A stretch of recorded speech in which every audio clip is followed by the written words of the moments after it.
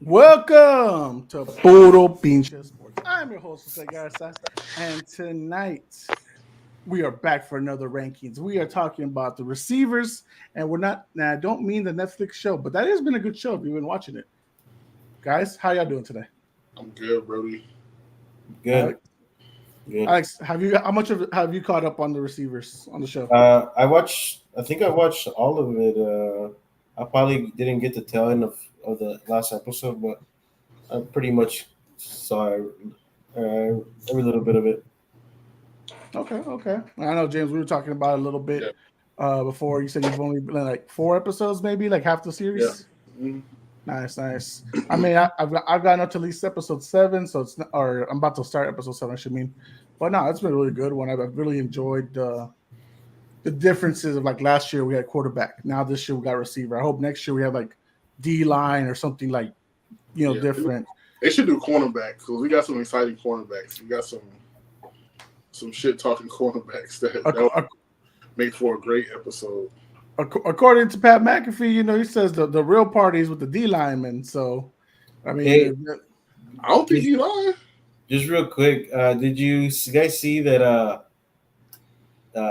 I don't know if it was a Raiders fan, but they posted like saying, uh, if you watch the credits, Patrick Mahomes is one of like the that producers or Producers, something, yeah, I saw that.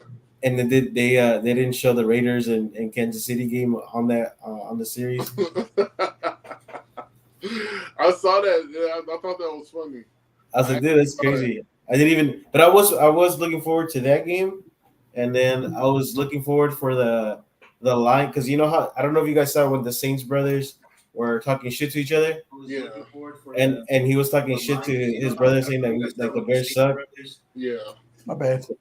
So I was hoping they were gonna show the second game where the Bears just like fucking murder them, but they didn't show it. I was like, damn, that's fucked up Yeah, there's a lot of stuff they missed, but I'm pretty sure it was clipped to where they tried to show more highlights than anything.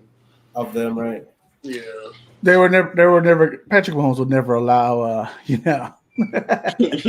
humiliating defeat, the worst defeat of his regular season, to yeah, show up online. Hey, but I mean, it could have been worse. He could have been on this year. They showed that Jordan Love lost too. Could yeah. have been a lot of things. But anyways, whatever happens next year, hopefully it's a good one. But before we do get into the rankings, I did want to ask y'all, how do we feel about the Brandon Aiyuk situation? He just officially requested a trade. Obviously, we know that he's, gonna, he's been wanting his money. About he wants 30 million. They're only willing to give him 26. How do we feel about it, guys?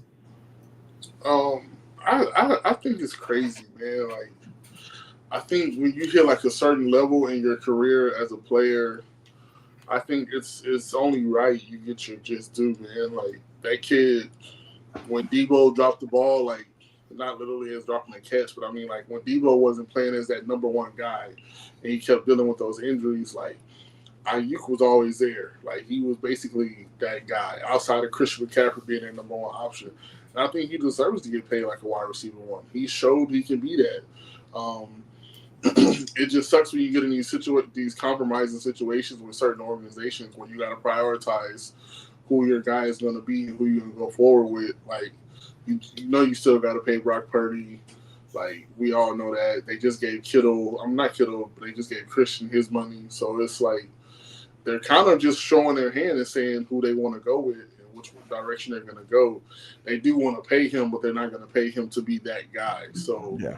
it sucks for him because I feel like he does deserve it. But hell, if he requests a trade, go somewhere else. Let's see where he lands. Hopefully, he lands somewhere that can amplify his career even more, and he can go win somewhere. So, I mean, it sucks for him, but I mean, this is part of the business.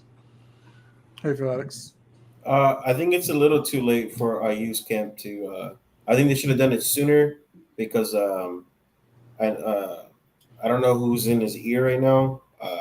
As far as like his own camp, IU's Yeah, camp, and training camp's around the corner. Hold on. Next week. So so yeah, I think it's a little late for them. I think they should have. I think he should have asked for the trade whenever he started coming out with all those things on social media. Yeah. And then another thing is, I think San Francisco saw that without Debo, their offense was obviously missing 1/4 of their 3/4 of their whole offense, and Yeah. I think the receiver showed that. I was going to say that. And now that everybody like pretty much saw it, and it's already out, Aiyuk obviously probably saw it, right? And then in the show, you could hear Kyle Shanahan saying like, "Yeah, without Debo, our offense, kind of struggles a little bit." Not in those words, but like kind of hinting. And whenever they get back, okay, then he's like the guy that gets the offense going. So I think Aiyuk's camp's like, look, I don't think San Francisco's going to budge after seeing this, Yeah. But if I was Aiyuk, I would have requested it a long time ago. I think I get what you mean by that too, because you think we just could have requested a trade in the offseason what we had before the draft. That could have helped us. You know what I'm saying? We could have put you out there. We could have moved up, took somebody we really wanted higher, or somebody we didn't think we have a shot at. You could have moved them for picks, or after the draft, when free agency really hit, we could have moved you around right there, sign and trade with somebody. But it's just like you said, it sucks because it seems like it's too late. Like you said, training camp's around the corner. Everything's for the settle in for certain teams. We don't know who. I mean, but to be fair though, like it's been known he's been wanting his money. Oh yeah. Yeah, right. Like so they've known. Like it's not like just because today he officially requested. Yeah. Like the motherfucker's known for a while. Like they've known like this is the shit. Like they were looking at trade options for him, but nobody was willing to give up a good trade pick and then have to give him so much money. Yeah. For that stuff. So that's the thing too. Like that's gonna be the biggest deal. Is who's going to be willing to give him those $30 million? Obviously, teams like the Patriots, the Commanders, the Cardinals, they have the top 3 cap space still available right now. Are they willing to do that? We know that he's been showing pictures and videos about his time with Jaden Daniels, his former teammate. So we'll see, man. I mean, does he instantly, if he gets traded to a different spot, does he instantly become their wide receiver 1? Because there's people still juggling right now. If he's wide receiver 1 or 2 with I think it depends on where he lands at. Like like if he lands with them, I still don't even think he's wide receiver 1 with the Cardinals. I mean, with the Commanders, I still think Scary Terry's that guy. Like, so I feel like just to let you know, James, like Brandon Aiyuk is number 1 in like coverage. Like he gets everything done. Like he is the best receiver out there. Like that, they were showing that on NFL Live and all this other stuff. Like he is the top rated guy. And then second is AJ Brown. Like he gets to his routes, he beats his man, he catches them. Dude, but that's what I'm saying. That's why I said when Debo was hurt, you saw him take off. Like I'm sitting here looking at him in fantasy, like, bruh, like I picked the wrong damn receiver because I had Debo and Christian McCaffrey on a few teams, and I'm just like, bruh, I should have went with this guy. Like, right. I mean, you've seen him, bro. Like he was. Man, he has that work ethic that reminds me of like a Devontae Adams. Like watching, if you like seriously, like you kind of sit there and watch San Francisco play, and you see what he does to get open and how he gets open. You see flashes of that. Like I mean, because this guy came out of nowhere, bro. Like literally. So I mean, it's cool, bro. Like I hope he gets somewhere where he's actually rewarded and he can just forget all this mess and go play ball. Yeah, for sure, man. Once they start talking about money, they just receivers are divas. He's a diva. He's a diva. Nah, man, been balling. Shit, pay him. Yep. I mean, he's been putting up the numbers. He's been one of the best reliable guys out there. Even when Debo's like struggling, he's stepping up. So we'll see how it goes. We got our boys here from the People's Debate all in the comments already. They're ready to go. Joe says CD top 5, book it.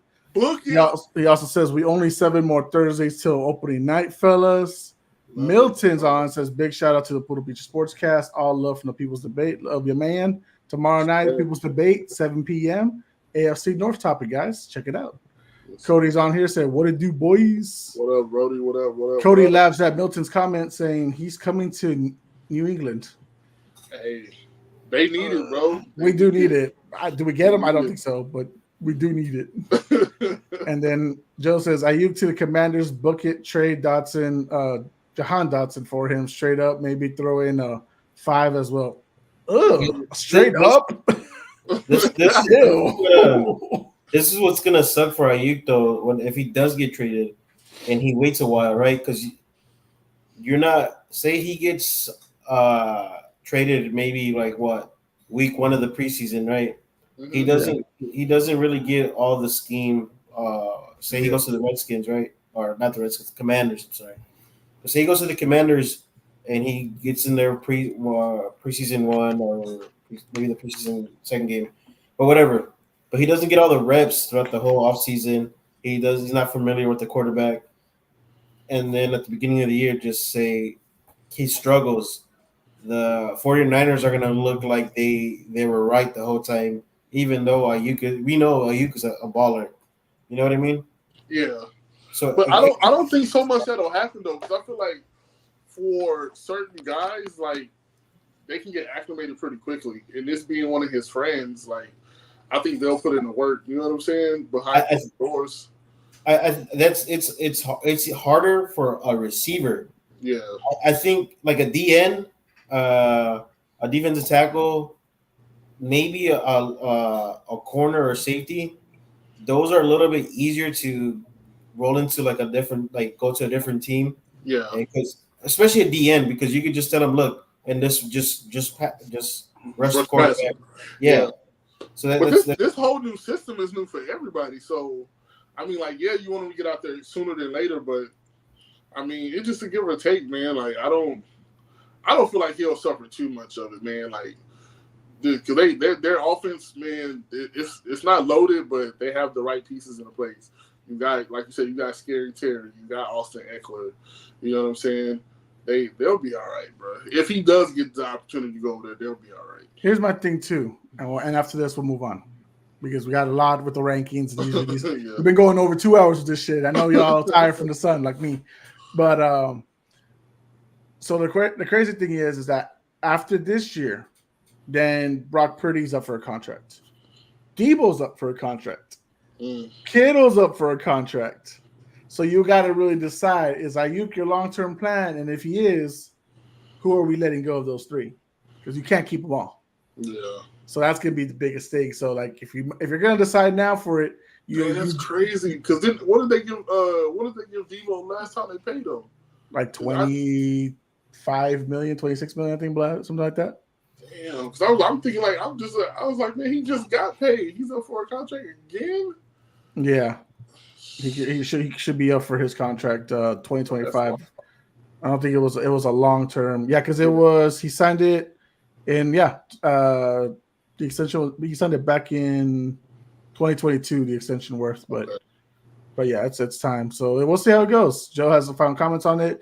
Commanders have a lot of 49ers personnel over there, so it might be used to that stuff over there. And this is the last dance for the 49ers. Yeah, that's what I thought too, man. Because I was like, ain't no way you can pay all these hogs, bro. That's just too much. Like, yeah, man. If they pay Brock Purdy $50 million, you know it's over. It's a wrap. He's gonna get it because you like, bro. They better not underpay that man. I know he's a game manager, whatever you want to call him, but that's ridiculous because he's a winner. All right, well, he's shown it. So. Let's talk about some winners. Let's talk about some wide receivers, or it's in general. Actually, I kind of changed it. Receivers in general.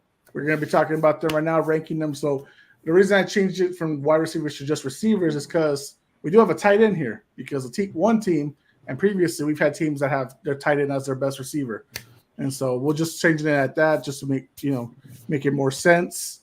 If you don't know what team I'm talking about, it's the Chiefs. It's clearly Travis Kelce. We don't know what's going on with the fucking DUI, and the Ravens. And well, we can stop there. No, we switch up I think Zay Flowers earned his number 1 spot, right? I mean, Mark Andrews getting older. So, anyways, guys, welcome to the 3rd annual. This is why I didn't change it. Receiver consensus rankings for 2024. That beautiful final shot of Marco on Art's body. They both hate each other so much, people. It's freaking hilarious. That is hilarious. Joe says, don't change the rules. I said, no. I gotta keep it consistent. If the show can put Kittle as a receiver, then I can do this. And actually, I did this. I started last year doing this, so it's not new. Joe also says if not the Commanders, I can see him going to the Steelers. I don't see the Steelers trading for him. Like honestly, Ooh, Jesus, they need a receiver. Oh, they do, God. but I don't see them doing. I don't see them doing it. You give Russell all that? I think Russell can't do anything with anything. Trade him to an AFC team instead of an NFC team. Oh yeah, see that's definitely what I do if I'm San Francisco. I'm not letting them go into no contender or no up and coming team. No sir. The less likely to see him, the better. Yeah. What's the worst team in the AFC right now? The Broncos. Send them there. Yeah, bro. So mean, right? All right. Without further ado, we're going to get started with this. So once again, guys, we gotta say goodbye to our losers from last year who were wide receiver ones and have been relegated to something else. Goodbye to Jesus Christ, Robert Woods. Goodbye to Hollywood Brown, Juju Smith-Schuster. I think he's wide receiver 5 on my team. Hollywood will be back though. Hollywood gonna creep back. But he's got a battle with Rashee Rice and Travis Kelce for it. Oh yeah, that's true. So he's not gonna get one. Goodbye to the new rap artist, the CTE banger Darren Waller. Goodbye to Adam Thielen, to Odell Beckham Jr. Calvin Ridley is going to be number 2 behind DeAndre Hopkins and Keenan Allen. He's still really a number 1 though. If he can catch the ball, yeah.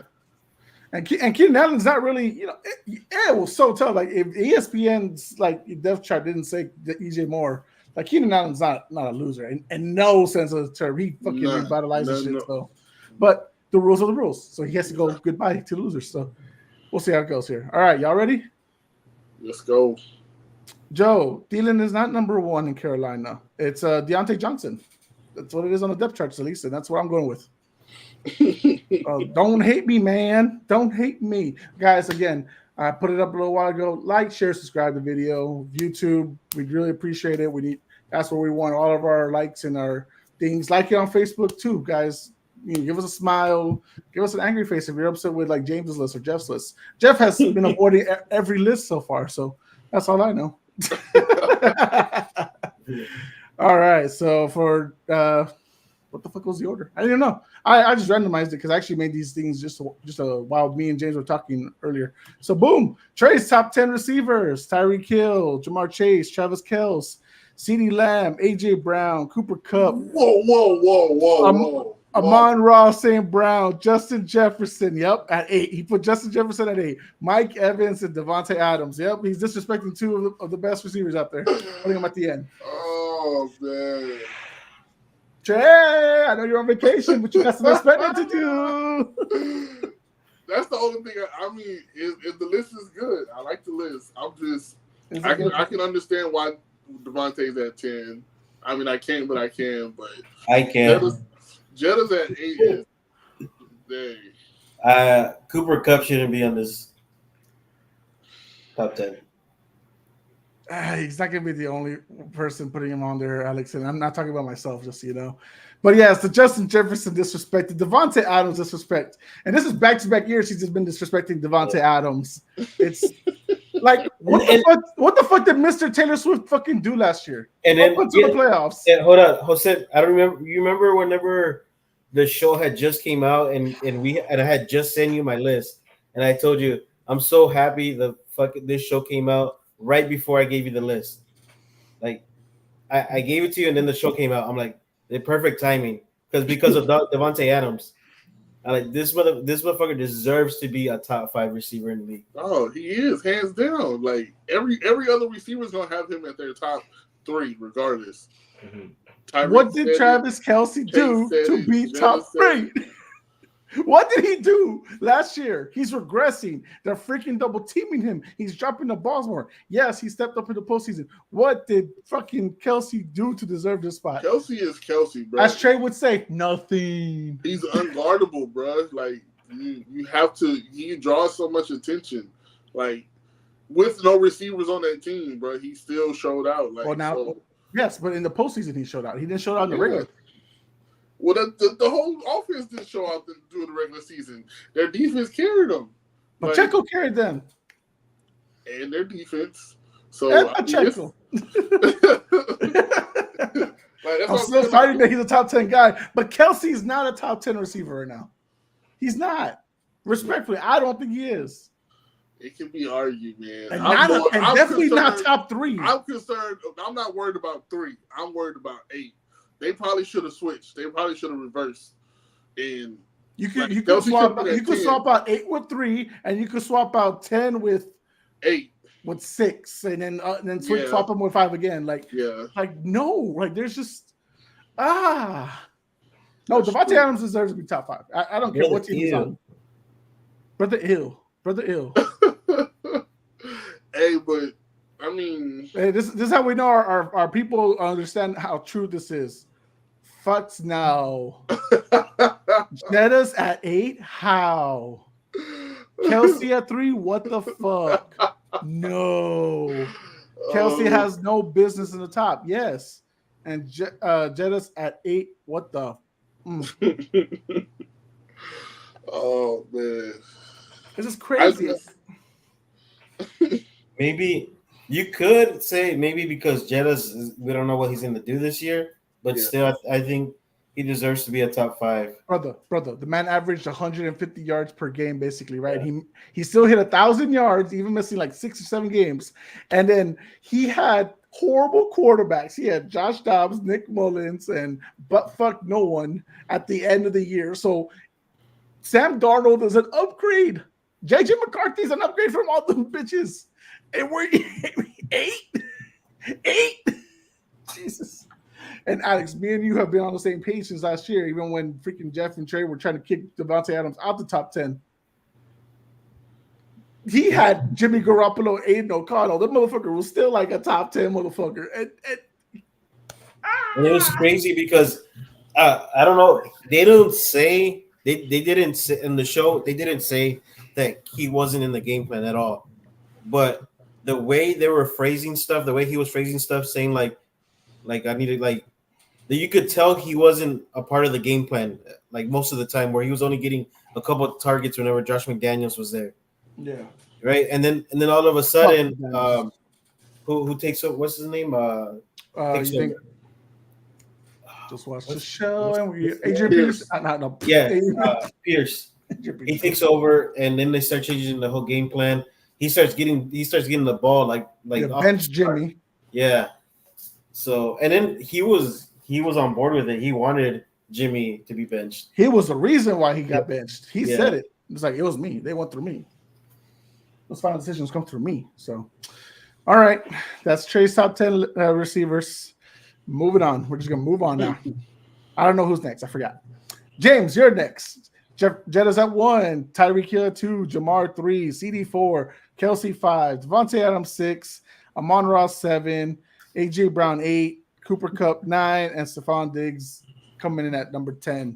I don't Cooper Kupp in the top 10 is a no-go for me. Why? Because what has he done lately, right? So go ahead, James. With the explosion of Puka, you just seen him take flight. Then he had nagging ankle injuries. The team wasn't doing so well. Defense is piss poor. We can say the same. You can say the same for Jamar Chase. His numbers declined, but we know why. Same reason. Yeah, but what's the best ability of a player? Oh, here we go with that shit. Right. Okay. If you say so, I just know who he is. When right, ain't too many people that can guard him. He's not fast. He's not all that. But when in full capacity, I know who Cooper Kupp is. The same way people feel about Stephon Diggs. People think he declined and he regressed. I don't think he regressed. I don't think either. I think he just got unhappy. Yeah, not playing. The team wasn't playing well. The success wasn't there. You know what I'm saying? When he was open, Josh was throwing interceptions. The team wasn't looking good. They started trying to move to running the ball and deaking and dunking. So of course, and that's what I'm saying. You could say the same for somebody like Cooper Kupp. The Rams just wasn't it. And then they caught a little spurt. But look at what Puka Nacua was doing. Can you argue the targets he was getting? The dude was on fire. You wasn't dropping shit. So that way for me, and I'm just gonna spoil it right now. Like Cooper Kupp's not in my top 10 because I think he's losing that wide receiver one spot to Puka. Me too. Like the older guy is like he's in the same situation now. Like he's still great, right? Great route runner, great hands. Like just like Kels. Like how does he get separation? How does he find himself open? Like he's becoming the Thielen to Puka's Diggs. Yeah, true.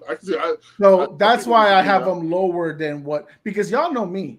I love Cooper Kupp. Trust me, dude. And I promise you, I battle with this decision so much because some of the guys that I have outside of the top 10, I felt were so deserving to kind of make their way in there. Like, dog, Mike Evans is Mr. Consistency. Like, dude, Amari Cooper did so much with so less. Like, you got guys like DJ Moore that just blew up on the scene.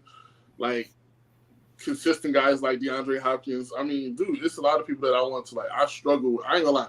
I really struggle with this list, like for real. Because like, I mean, some of these guys are so interchangeable. So it's definitely tough. It's not easy. So we do have comments here. Cody says Adams over Lamb.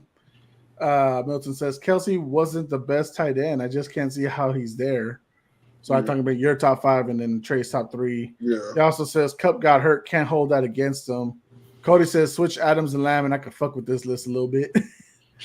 Milton has a question for you, Alex. He says so Jefferson and Chase shouldn't be on Chi-Town. They also were hurt. Yeah, but if you see Jefferson, I mean, Jefferson still went over 1,000 yards for how many games did he get hurt?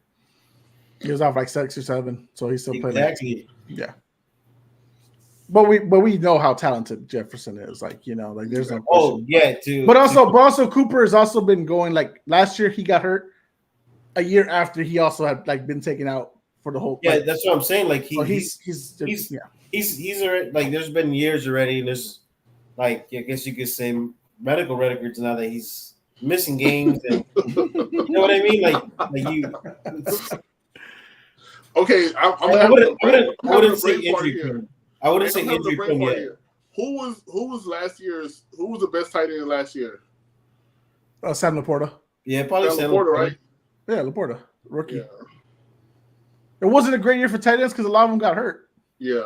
Not Kittle didn't get hurt, but Laporta was showing out. Like Laporta was on something else, bro. For a rookie. Yeah, and I'm telling you, if you disregard the postseason, like or even if you regard the postseason, Kelsey wasn't the best, like because you got put in all 2021. Did Kelsey just go over 1,000, right? And I think he only missed like 2 games. He didn't hit 1,000 with the regular season, and then of course with the postseason. Yeah. So he didn't hit 1,000, and also he could have if he wanted to, but he missed the last game of the season to rest for the postseason. Yeah. So we got more comments here. He's like, Milton says, I disagree with you on the Puka take. I still think he's going to take over wide receiver 1. Joe got his list: Jefferson, Hill, Chase, AJ, CD, Kupp, St. Brown, Diggs, Adams, Evans. Yeah. And then Joe says, I'm not putting a tight end in the top 10. Respect. And, I mean, he's a fantastic route runner. You just got to give him his props, but I agree that at least right now this year, he doesn't belong in this conversation. But that's me. He's getting older, and he's falling more in love, so we'll see how it goes. We'll go to the next list. Again, I forgot who it was. Marco's top 10 receivers. Jettas, Hill, Chase, CD, Devontae, Amon-Ra, Travis Kelce, AJ Brown, Cooper Kupp, and Deebo Samuel. How do we feel, boys? This list looks like he made it right after the wide receiver showcase. Where's Kittle? Yeah. So just the same thing. I mean, I can see a lot of people are a lot of consistent with Travis and Cooper, but I mean that like to each own. I mean, I guess everybody has their own opinion with the style of receivers they like. Yeah, I think the only person I wouldn't put up here is Deebo. Yeah, me too. That's it. Everything else on this list is straight, and I'm seeing you're kind of seeing a pattern in the like 1 through 4 spot. And St. Brown's been pretty consistent with everybody's. Yeah. And none of us have disagreed with that at all. No, because I mean he's the man's. I mean, He's all pro. He's not my favorite, but I respect his game. Like I don't like him like that, but Yeah. I respect his game. He's sure hands, clear route runner. You know what I'm saying? He's getting better and better every season. He's shown that. So I'm gonna spoil it for y'all right now. You know, he's my keeper in fantasy football this year. Hey, I don't blame you. He got paid. Golf got paid. Shit. Hey, Jay Will is gonna be not. I know you guys don't think so, but Jay will start taking some targets away from him. You think so? Yeah, he was a beast in college, and he just can't stay on the field. I honestly hope so because their offense is like, bro, it's like from the O line to tight end. I don't think I agree with that, Alex. I think he's actually going to lose his spot this year. I think he's going to end up being regressed to wide receiver 3 or 4. Because he's got the talent, right? Like we talk about, like Jerry Jeudy, you got these guys that come in and got a lot of talent. But the problem with him is that he can hardly stay healthy, and the gambling thing showed me his immaturity. Like, I get it. People don't agree that, you should be suspended for gambling, get lifetime bans. You got motherfuckers out here beating girls, and they get, like, 1-day suspensions. But, like, I don't know, man. Like, he's been in the league technically now 2 years, and he's played, what, 6-10 games? It's just tough. It's just hard. It's hard to see him not being on the field. And then you saw Laporta's fucking quick rise. Yeah. But it's hard to not see J-Mo on the field when you know how explosive he is and when you got a receiver like that can blow the top off, bro. Like, it's hard to not see him on the field. I'm sorry. And people told me the same thing about Jerry Jeudy. How's he going? But Jeudy, you saw how good he was when he had the right pieces around him. Like, Jerry Jeudy was solid, bro. I think Jerry Jeudy has one of the best, like, footwork. Dog, I promise you, Jerry Judy's footwork and route running is I sound crazy saying this, bro, but I promise you, it's like he be working out with Keenan Allen and Devontae Adams and all. You can have the greatest legs, but if you got butterfingers, you ain't gonna do shit for you in the league. That's true. That was my biggest criticism last year with CeeDee Lamb before the season started, which is why I think last year I think I either had him at 10 or outside the top 10. But my biggest criticism was, hey, can you stop dropping the ball? Because that was a big thing for him. Last year he cleaned it up very well. Jerry Jeudy's been in the league, 5 years? Mm-hmm. Still can't clean it up? I'm just saying. Yeah, he'll be all right, bro. Judy's gonna be all right, dog. Well, he's got Deshaun Watson as his quarterback, so we'll see if that's true. He's now in Cleveland, remember? So we'll see.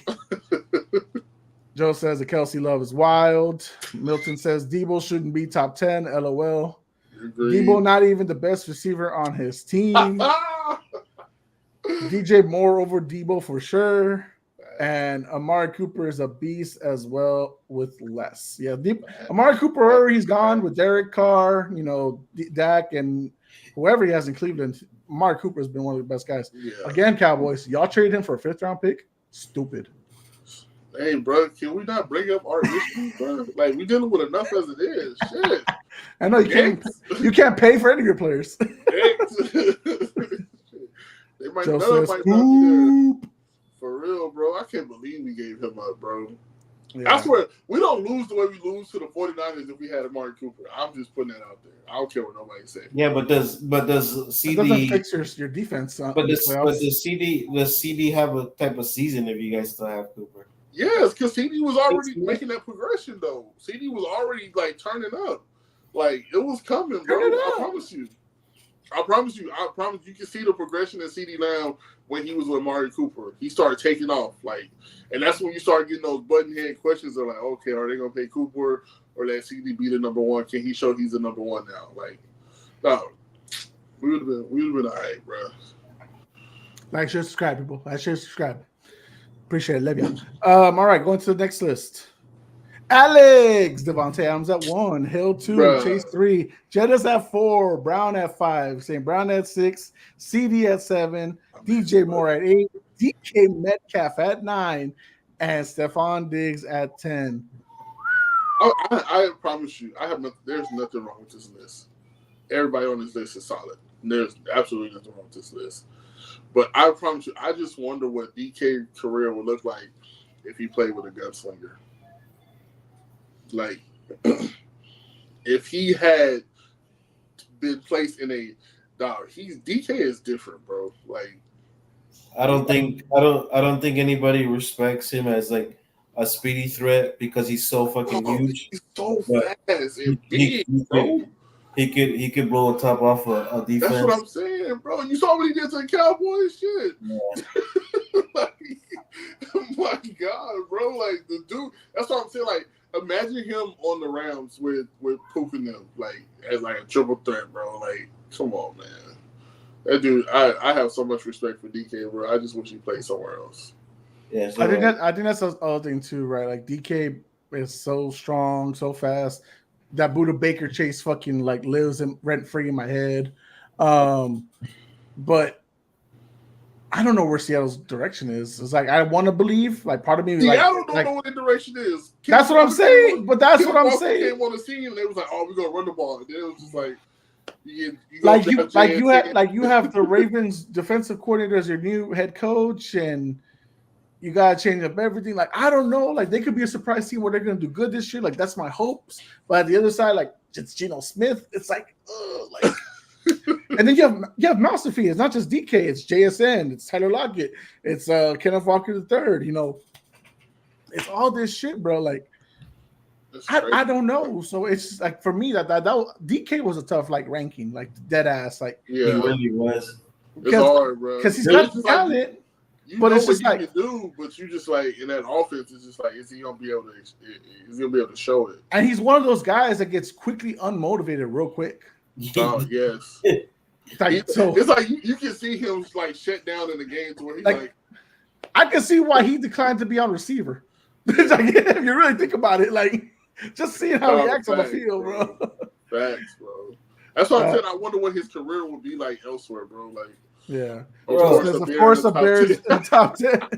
Oh, you can't disregard. Hold on, Alex. We'll get you on this one. Milton, Alex says he says Alex Adams not one. Adams at one if it was 5 years ago. Yes, damn. Other than that, solid list. And then Joe says DK has top 10 talent, but he goes missing for some reason. His motor isn't where I would want it to be. That's facts. I just think it's with that, like you said, I think that results to the identity of that team, bro. They don't know what they want to do. And then when Geno does get the ball off, it's either short to Lockett or he's finding JSN because he's getting the third receiver or the third slot corner or whatever. But it just sucks for his career, bro, because he was taking off with Russ, and then all that stuff happened, and so he got traded. But like, so the DJ Moore comment just shows how disrespectful people are to his game. Like they don't pay it. Like it's crazy, dude. It really is. Dude, I remember when Cam said something to Cam Newton about DJ Moore when he was a rookie. He was like, got on my fantasy team. He was like, yeah, for sure, I got him. He was like, all right, man, I know where to find you. That was crazy. He's like, you better not. You better. What do you say? You better have more than 5 catches, or you better not. I'm gonna slap the shit out you. It's it's hilarious, look. Bro. People are gonna feel how they feel about Justin Fields, right? We're not getting into it. We have plenty of fucking video evidence of how we feel about Justin. All of us feel about Justin Fields, but with Fields and with that Badger, the Wadger guy you guys had, DJ Moore had 96 receptions, plus 1,300 plus yards, 1,300 plus yards, sorry, and 8 touchdowns. And hold on, without Justin and DJ Moore and Justin were ranked, I think, the top 3 wide receiver to quarterback duel in the league last year. Whenever he goes down, and DJ Moore had a. Of course, they went away from the throwing game whenever Justin went out, so that kind of hurt his numbers. But as soon as he came back, his numbers started going back up again. Yeah. So I'm just saying, bro. Like DJ Moore's top 10. Like I'm not gonna argue it. Do I have him in the top 10? We're about to find out. We have some questions. We have comments here. DJ Easy top 10. Joe says DJ the most underrated wide receiver in football. See, there you go, Alex. He is though. Like he's underrated. Who talks about him? Yeah, nobody does. Hey James, let's go back to these other lists. Let's go back to these other lists. Let's see. DJ Moore missing. DJ Moore missing. DJ Moore missing. No, I'm just saying. But I feel like there's other guys that can get that label too. Like True, I feel like true. for real, I feel like there's other guys like DK. We're just talking about DK. yeah. Mm-hmm. Yeah, but he has emotional trauma, so Yeah. he plays for Seattle. Yeah. All right, I think my list was last out here. Like I said, I just threw them out there. I just literally made these freaking pictures right now, guys. Oh no, Jeff's next. Yay, Jeff! Tyreek Hill at 1, Jettis 2, No. CD 3, Kels 4, Jamar 5, Amon-Ra 6, Mike Evans 7, Devontae 8, Garrett Wilson 9, and Cooper Kupp 10. I think he does shit. I think this shit is done on purpose. Like I'm not kidding. I really think this shit is done on purpose. Because what the fuck is Garrett Wilson doing other than this, bro?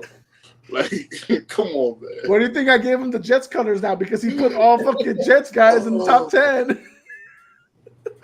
Bro, he's a Jets fan. He can't convince me. It's just like so hard to react to this stuff he be doing because you know he's like trolling, bro. I like Wilson, but I don't think he should be top 10. I like him too. The kid has upside, but I mean, due to the fact that he lost his quarterback, he didn't really get to show what he can do. So you can't just throw him in the top 10. Like, bro, come on, man. I mean, you saw where he got Aaron Rodgers at 2, yeah, man, at 2, and Garrett Wilson at 9. I really thought he was going to put Garrett Wilson at 2. So looking at this list, the fucking Jets to win the Super Bowl, they got top 10 players everywhere. Bro, if he's on next week, he's supposed to give us our his top 10 overrated list. You're not gonna see a Jets player on there. Bro.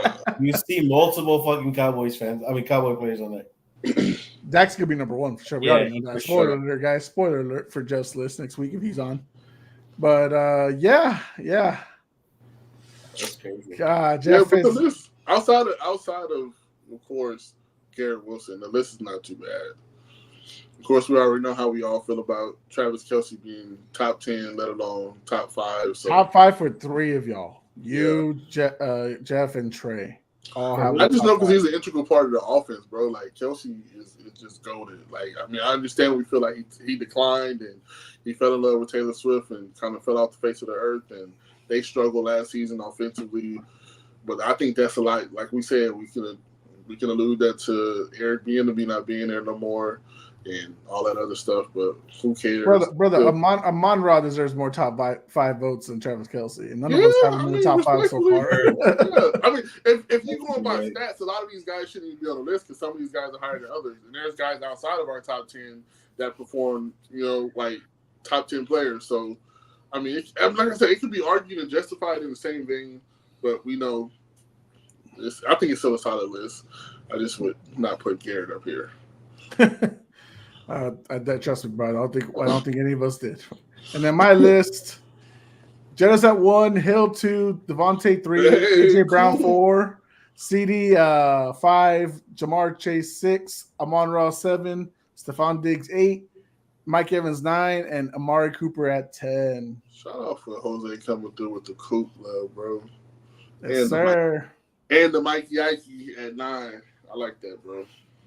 Solid list, bro. Solid as hell. I kept trying to tell people, man, just because Mike Evans got Baker Mayfield, that shit don't mean Mike Evans gonna stop being Mike Evans. And then, hey, dog, for real, facts, bro. Dog.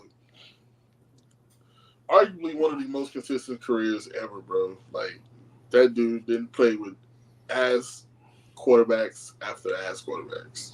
Just Brady for 2 good years. That's about it. Bro. I think I say 1 year with Brady because I think the second year wasn't.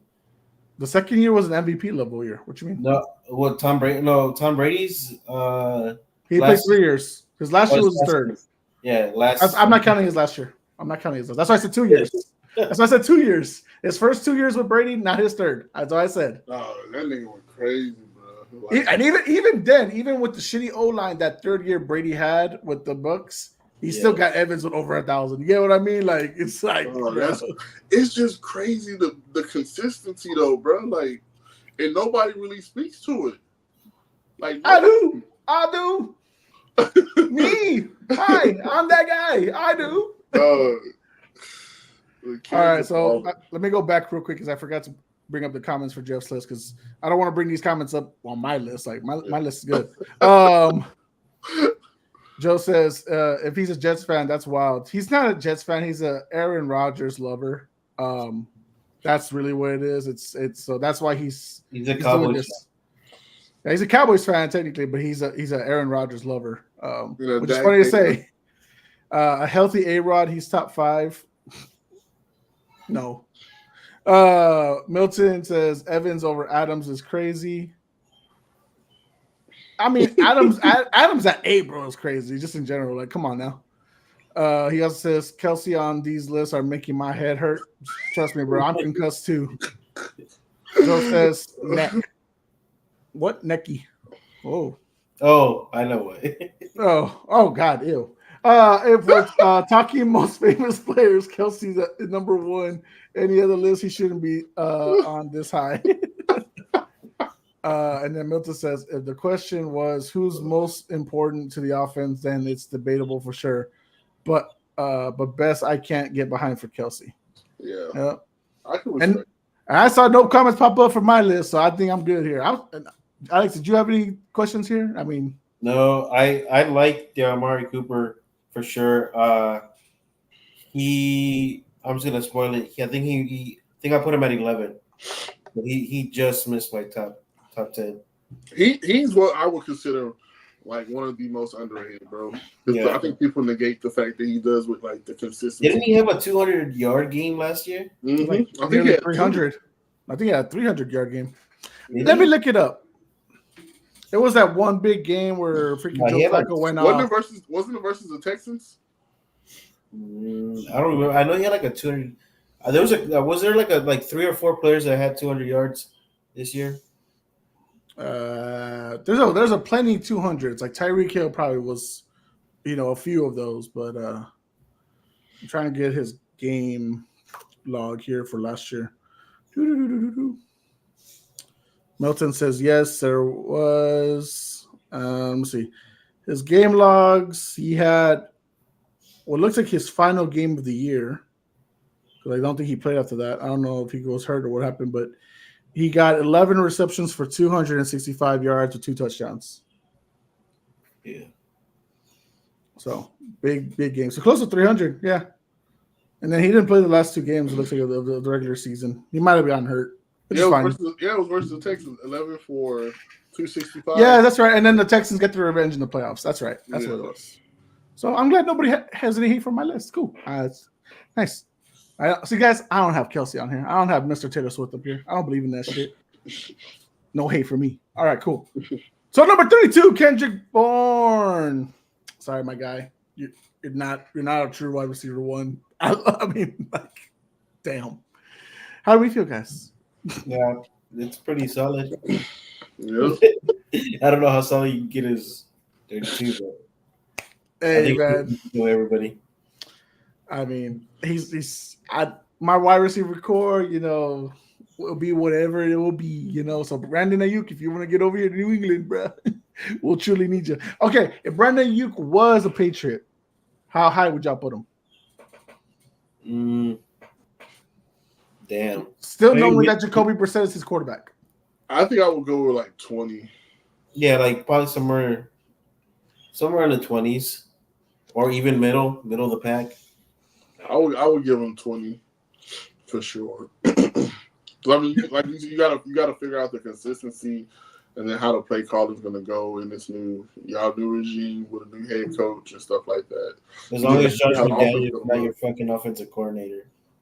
McDaniels is a good offensive coordinator. He's a terrible head coach. That's all it is. He's gonna have Aiyuk running nothing but 9s and fucking. Dude, fucking fly. Mac Jones' best year was when Josh McDaniels was there. Okay, chill out.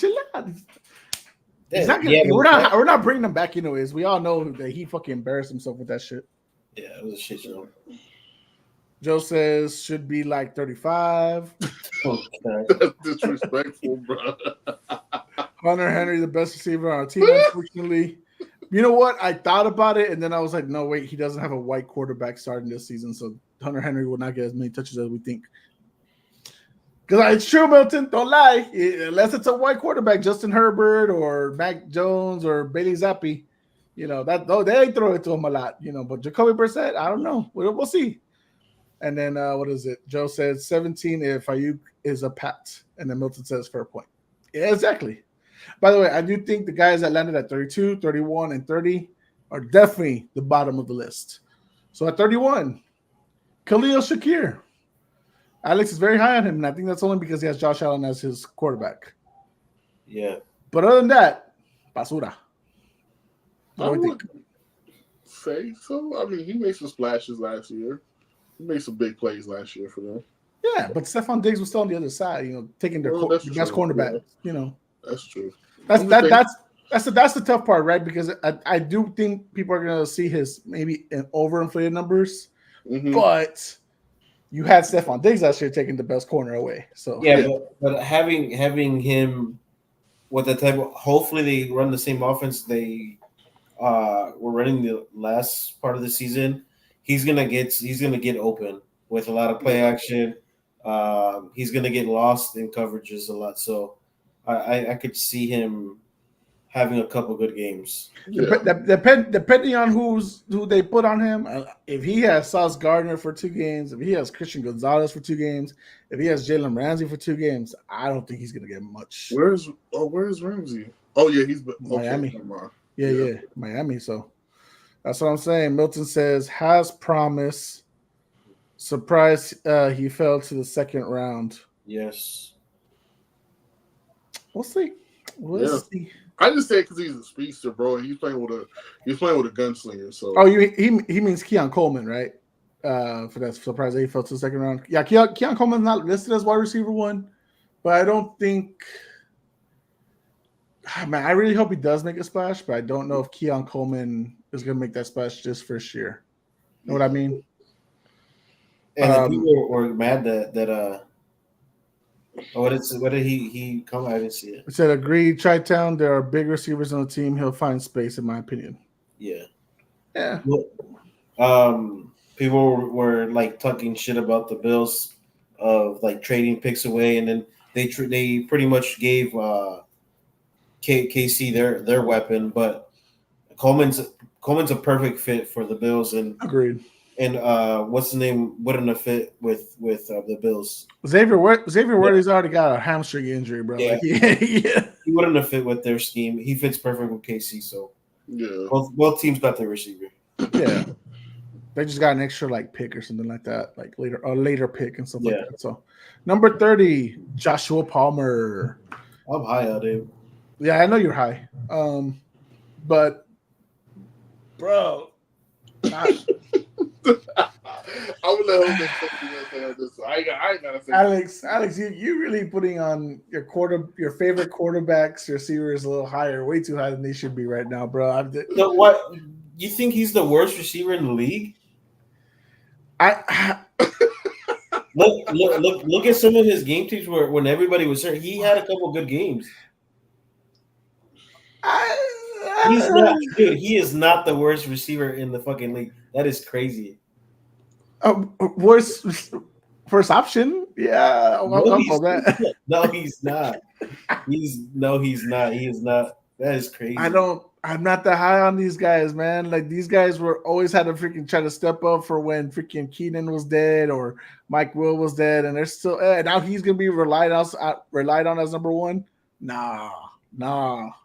I'm sorry, nah. Justin Herbert can do some things, bro. He's very talented as hell, but Josh Palmer is not talented, bro. Like, did they draft a wide receiver this year? Yes, in the second round. He was the second highest, the highest.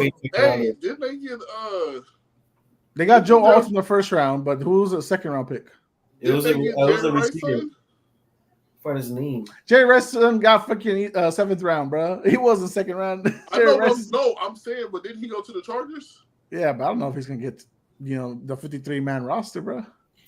Nah, he Jerry Rice. He gonna make the roster. I forgot that fucking. This ain't Bronny, bro. This ain't Bronny. Get the fuck out of here. Hey, he gonna make the roster, dog. That's Jerry Rice's son. He gotta be on the roster. Bro, Randy Moss's kid can't even fucking find a job right now. Well, hold on. First of all. No. He's a tight end. Randy Moss is not. Oh, you mean his son? Yes. Okay, you can't find. Yeah. Okay. No, shit. All he got one job was to block. He barely can catch. He's so daddy undersized. jeans did He's not- so undersized. His Motherfucker daddy is jeans did not fall all the way through, bro. Like he don't got none of his daddy jeans. Just like the Jordan sons. Like that makes is terrible. Well, you know, some people say Jerry Rice's kid got broken by Caleb. So you know what? So there it is. But yeah, those are the bottom three guys. Those are like career wide receiver threes, in my opinion. So I think they're good at the bottom here. So Yeah. 29 rookie Malik Neighbors with Trey putting him at 32 because we know Trey has a new agenda saying the rookies are the bottom of his list now. I think he only really did that for Caleb. I mean, really, I think next year he'll break his own promise. But that's just me. How do y'all feel? I think I wanted to put him higher, but you just got to see what their quarterback situation does, bro. Because I think the kid is talented as hell. It's just who's going to get him the ball. Yeah. I would like it to be Danny Dimes, but that's the best receiver Danny Dimes has ever had. Yeah. I mean, right? How do you feel, Alex? Yeah, he's just going into a shit show. So you could see his numbers go up though if it sounds like they want to throw the ball more and they want then start like leading the team. So you could see Malik going over 1,000 for his rookie year. So I don't know. Hopefully he has a good year. Let me go back to the comments for Joshua Palmer. What? No Johnson as their number one? Yeah, Quentin Johnson's a buzz, bro. Not 25. Laughing my ass off, says Milton. He's a solid 2, says Joe. Coney was leading the guys drafted. Yeah. All right, now we're gonna go back to Malik. Oh, they did get that. That's the white boy, right? Isn't yeah. Yeah. Just how Jim Harbaugh likes it. No, I'm just kidding. Joe says no Satan as their number one or Wandale. No, bro. Old and dead, bro. Wandale's like his second year and he's already dead. Yeah. He's already freaking dead on arrival. Bro, if they can somehow put it together, that's a lot of speed. Milton says I would predict he'll be a top 15 receiver this year. I agree with the 26th placement. Top 15's, he's got Daniel Jones, Milton. If he had anywhere else, bro. But and if he goes off like that, shit, bro, they gonna. Hey, I'll say this, like a trade. and they probably would have adjusted my quarterback rankings if they had picked the Chargers had picked up Malik Neighbors for Justin Herbert. Might have been high on the list for both of them. I would have been high on that boy for sure. I might have been higher on both of them, to be honest with you. I'm just saying. I know Alex is controversial or feels about how I feel with Herbert at 13, but you don't think it was a good pick for the Chargers? Absolutely. Again, me and you agree on the O-line is important shit. But I'm just saying, had they gotten Malik Neighbors, I'm just saying. That would have been crazy. I'm just saying. But I agree. The right choice was getting Joe Alt. Getting them hogs. Joe says, remember the last time a Tiger was in New York rookie year? Yes. Hey, I know James and you remember for sure, Joe. Just let's not bring up old shit, all right? let's not do that. Yeah, how long did he last there? 4 years, but that one catch is burned into your brain and into man covers everywhere. Oh, that shit is crazy, bro. Joe also says Joe Alt was literally the best player in the draft to me. So, yes. Dude. I agree that Chargers made the right pick. I'm just saying, if they had done it, if they want to go for something more, just how me and Alex agreed, Penei Sewell should have been drafted instead of Jamar Chase. But we saw what they did with Jamar Chase and went to the Super Bowl that year, so it's kind of tough to argue about it. You know what I mean? But long-term success, you need to build that O-line. And the Bengals are finding that out right now. 28, Drake London moves up one spot from last year. Trey, you are on crack with 24. Hey, I'm right with 25. You're on crack too. Well, Trey is your crack. I'm an 80s baby, so hey. Only like what? Like 88, 87? 87. Yeah, so. Yeah. Oh, by the way, are you going to be on next week? I know you're on vacation. Okay, cool. Just making sure. How do we feel? Good spot, right?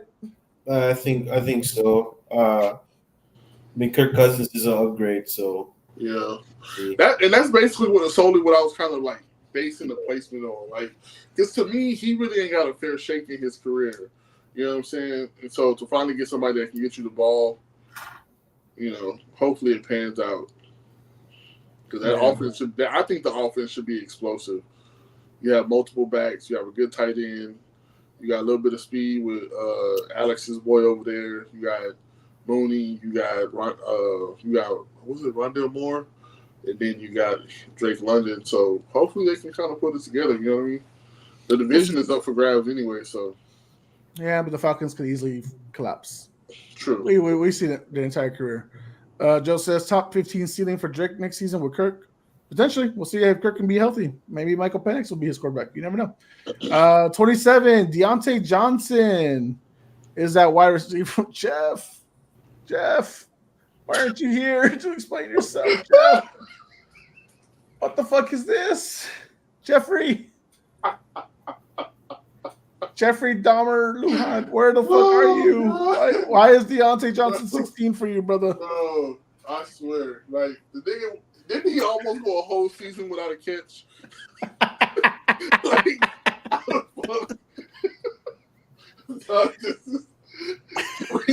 can we just go to the next player, bro? We don't even have to discuss this. Like, So I like Carolina. I like what Carolina is doing. Me too. Not this. Yeah, but like that's crazy. 16. Jeffrey Dahmer Lujan, where the fuck are you to explain yourself, bro? I really do hope fucking Carolina makes some noise this year. And I could see them being like a sleeper team. Solid 5-12. Solid. Okay. he said Solid 5-12, bro. 6-11, maybe.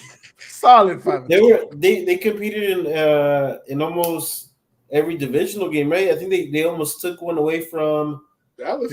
They beat the Falcons and they beat Houston, right? Yeah, they gave Dallas a bit of a run for the first half. Yeah, but they lost a close. I think it was to the Bucks, right?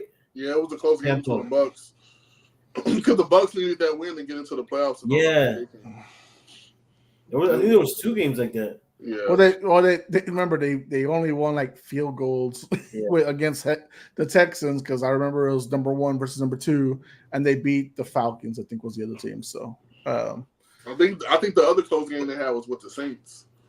Mm-hmm. Potentially, yeah. So all right, Joe says way too high. 16. Whoa, by Milton. 16. What the beep? He says 27. Good. Yeah.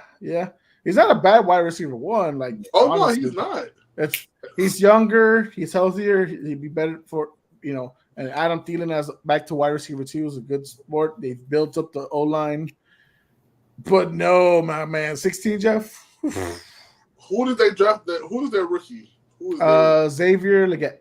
Yeah, he'll quickly move up. Yeah, I hope he can learn a lot from them, bro. Because I feel like Deontay's really a number he's a slot guy.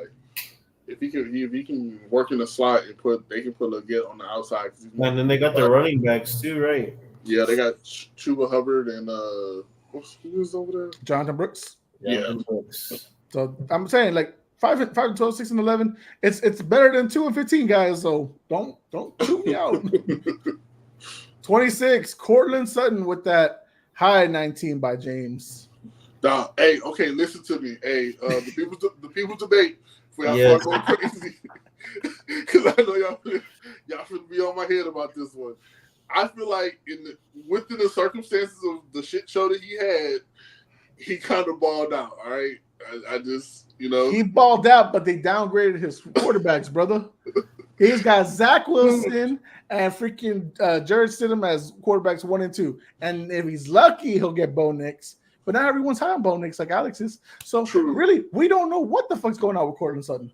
Hey, listen. This is all you're gonna do. Hey, 14 down there somewhere. Like, it don't matter if you're getting fucking pummeled. Like the way he adjusts to balls is crazy. Yeah, the way it's crazy. He's fantastic. I always thought he was wide receiver 1 over Jerry Jeudy. but he has no quarterback. Yeah, true. So Yeah, again, I know Alex, you're high on Bo Nix, but you can agree Bo Nix is not ready to go right away year one, right? Or I think you can put him year one. yeah. oh, He's a little bit older, and he's seen different coverages already. But the thing is, what do you want to put a rookie quarterback into that environment? That team's not ready yet. I wouldn't put a rookie in. that team is cheeks. Yeah. They will get the number 1 pick in the draft. They need to trade Patrick Surtain. That's what they need to do. They need to fire John Payton. That too. If they beat the Chiefs Again, that's crazy. that was a flu game, and you know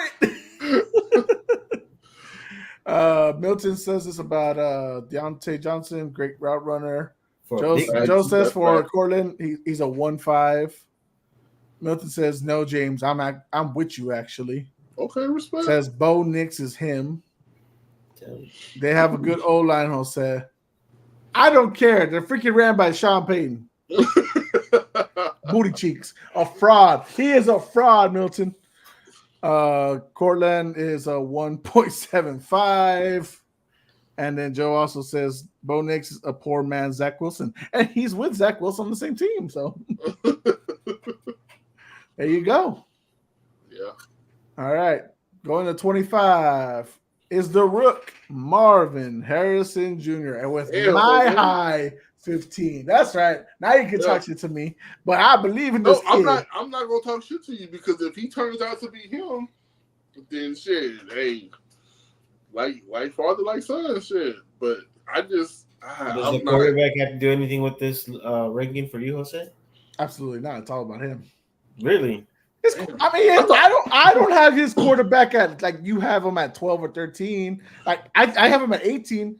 He has a better quarterback than I thought that's what played into the yeah. I just think like with the gutted receiving core in Arizona, he's got to be the guy that's gonna be fed through the most of the way. Yeah. So that's my reasoning. I also think that he has a great chance of breaking the rookie record. I know Puka did it last year. And I think Marvin Harrison could easily do it himself this year. Yeah. So if he's healthy, if Kyler's healthy, and Kyler has to scramble and look for somebody, Marvin Harrison's a big body dude. Like that motherfucker. He's nice, bro. He's nice. Right. He's him. He's definitely him. Him and Malik. Like remember, I was saying if we don't get freaking Caleb Williams, Jaden Daniels for the Patriots, get this man. Get Marvin Harrison Jr. Obviously, we'll inject man, but get this man. That I'm very high on Marvin Harrison Jr. So and Trey. Rookies. Okay, Trey. Rookies. Come on now. We come on. Yeah. Below Palmer, Bourne, and Shakir. Come on, bro. Come on. Yeah. Milton says 15 if he's healthy. You on it. Joe says, but with the new COD coming out, he can't be top 15. That's Kyler. That has nothing to do with Marvin, brother. He says him and McBride are gonna get the most work through the air. Yeah, and that's kind of why McBride is nice too, man. That's a nice tight end. And Alex, I'm not discrediting Kyler. I had him 18, a few weeks ago. I'm not saying he's booty cheeks. I'm just saying Marvin's gonna get fed the most. That's all it is. Respect. Not bad. All right, 24. Christian Kirk is here, taking back his wide receiver 1 spot. Obviously, the year that he was wide receiver 1 for Jacksonville 2 years ago, they made the playoffs. Last year, he got hurt, and you saw how his injury actually impacted the team. So I think it's a good spot for him. I don't think it's too crazy high and not too crazy low. And I think that Jacksonville. Everybody was kind of spot on.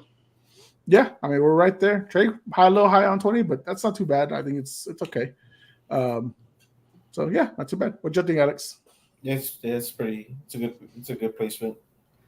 Yeah, I hope they can put it all together, bro. I really do. I honestly like with everything that they have, bro. It's not they don't have the greatest offensive weapons, but they got solid ones. They don't have the greatest defensive structure, but they got solid defensive players. Like, and it's just I feel like they're right there, bro. Like just Somebody just like somebody jumping the fence. You just gotta push them over. It's the ownership, bro. That ass is the ownership. Like it's like for me, like Christian Kirk is a really good player. You know, Trevor Lawrence. I still think he's going to be really good in the long term. I know people are mocking the whole generational player aspect right now. I know Alex and Art, you know, the Bears fans are bringing that up the most. But we only brought it up once because I mean, you're the only other person other than Art that said it. I mean, so I'm picking on the Bears fans for this. But I think that they have a good chance. It's just the O-line. ETN is more of a running back too, in my opinion. He's okay. You know, pass catching back. Okay. Three yards per carry, bro. I'm just saying, 3 yards per carry is tough. 3 yards per carry is tough. This is a wide receiver show. This is a wide receiver show. Yep. You're right. Kirk, 1.99. But he's a 1.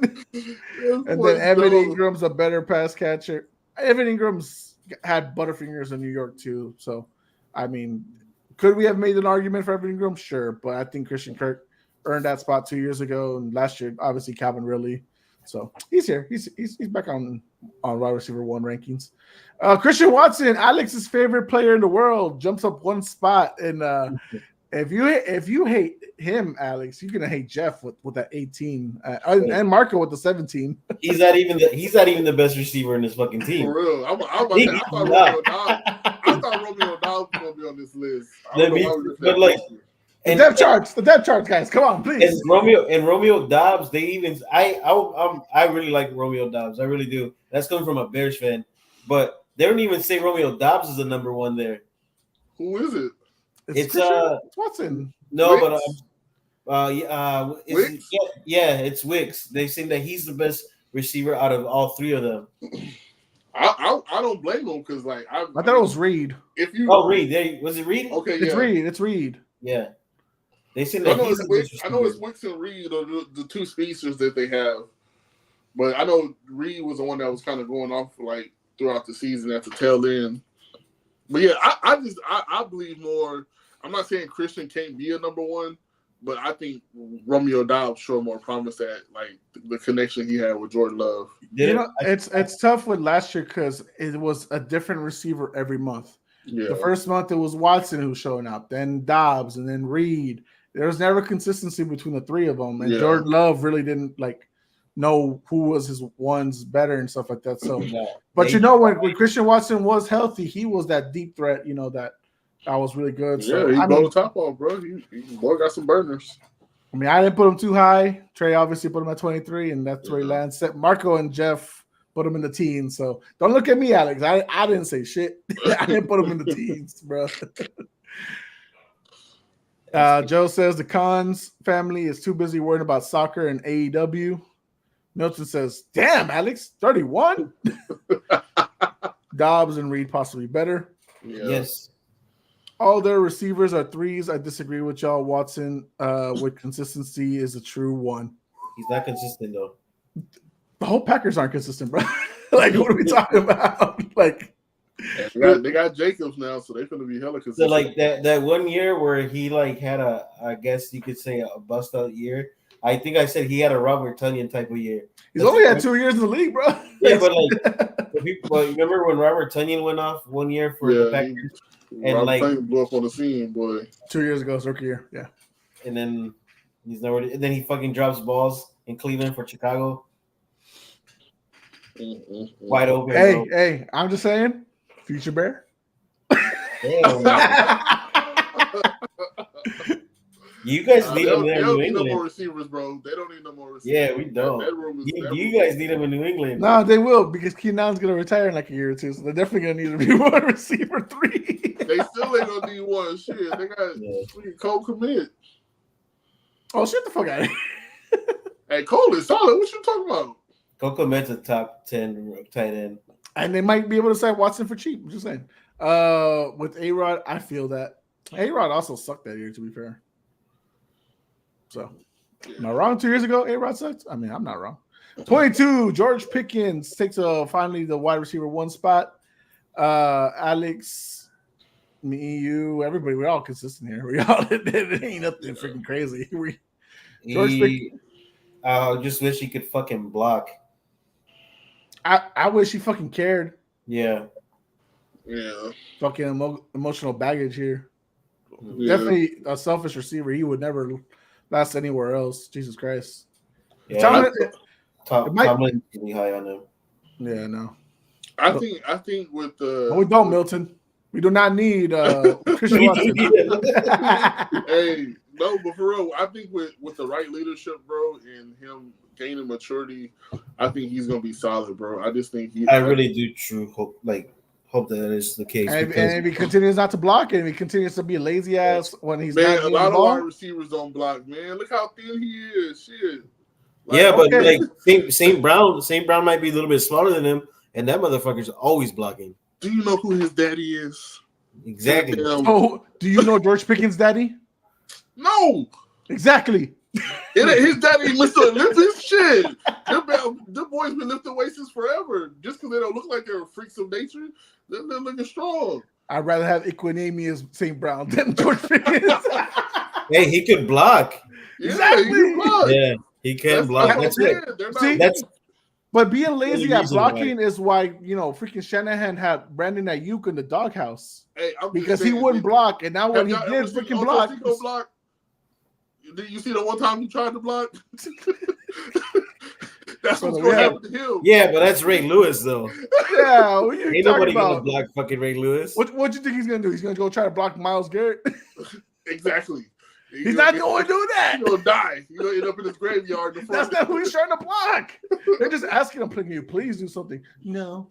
Yeah. You got you know what? You're making fun of Caleb and his fucking like painted nails. Well, he got fucking this motherfucker got a manicure because he doesn't want to touch anybody. I'm just saying he's a talent. He's a talent though, man. I think the kid's gonna pan out. Bro, we were talking about shit about like DK now freaking like he loses motor. This guy fucking I don't want to play no more. Can I go play COD with Kyler? Can I please? Let me go. Man. Milton says I'd have him top 15, but immature, yes. Yeah. I would never want him on my team, respectfully. Talent all great, but if you don't block, if you get lazy, get my guys hurt, can't get the run game going if you fucking ain't blocking. Better QB play, he can be higher. Yeah. Definitely higher. Emotional damage. Yep. Third round pick, first round pick, you can see the difference. Yeah. Yeah. Yep. Definitely. Yep. All right. 21. Chris Olave falls 2 spots. He is reaching those 2 concussion protocols. Alex, I think we agree that he's a very talented young guy. I think we give him a really good quarterback and he'll continue to make plays, but man, he's getting hurt a lot. Yeah, way too much, bro. And I feel like between him and Shaheed, man, they're scary, bro. Because if and when they both on the field at the same time, that's a lot of speed to deal with. And then the tight ends that they had were kind of coming out of nowhere, like Johnson and whenever they use Taysom at the spot. So to me, he's a bigger, tighter Lockett. Yeah. Like a more physical, tighter Lockett. I think he needs to take care of his body like him. Stop. I also think the quarterbacks are putting him in danger, bro. Exactly. That's true too. Yeah. They throw it so offhand that he leaves himself wide open for any kind of hit, bro. Like they're just putting him in danger, and then they're all yelling at him like, "Why didn't you catch it, bitch? Why didn't you throw it right?" Fucking good car. Did you see where you put me? Yeah, you put me in fucking hell. I really like his game though. Milton says new OC will not put them in harm's way. Yeah, Derek Carr will. Derek Carr will put them in fucking harm's way. What you mean? Like he could die. I hope this man's learning jiu-jitsu like Tua because he needs all the rolling he can get. Let's see. We're going to number 20 now. Michael Pittman Jr. I think we're all consensus here around the same area. Good. Hey, fantastic player. But low end of the wide receiver ones, right? Am I crazy? Joe, you're right. Derek Carr hate. Here we go. Yeah, fuck that guy. Professionally, not personally. But Michael Pittman, good spot. Yeah, he could probably digress though because I think there's a little bit more there's more weapons around him that are probably going to be utilized a lot more than He Pittman. did get his bag, no? Like he just got his bag, so. Yeah. So we'll see. I mean, like I said, Colts can make a splash this year. They can be the biggest threat to the Texans. Will they? All depends on Anthony Richardson's health. Yeah, I was gonna say the same thing. It depends on that because I feel like they got the right. I feel like they got the right pieces. You know what I'm saying? I feel like they can actually make a strong push over there. Seeing that Tennessee lost Derek, and you really don't know what's going to happen in Jacksonville, and you know what the Texans are going to do. You just hope they stay what they had. You hope they don't regret so nobody gets hurt. But the Colts added some nice pieces, and quietly they can be a threat. And you saw what he was able to do with Minshew as his quarterback. So very good talent. Man, he reminds me. I don't know if it's kind of like. I don't know if it's a reach, but I feel like Michael Pittman he kind of reminds me of like a Mike Evans. He's like a real physical, big body receiver with a strong catch radius. Yeah. Just ain't got no speed. Yeah, I mean it's not Tyreek Hill and Mahomes, but it is what it is. Bill says if him and AR can get going, he can move up. He moved up 7 spots from last year already. So I mean, if they can get something more splashy, more crazy, like that, let's do it. But Jonathan Taylor's still going to be a big thing on there. I think Josh Downs is going to be moving up a little bit. So we'll see how it goes. It's 19. Zay Flowers takes the spot for number one receiver for the Ravens.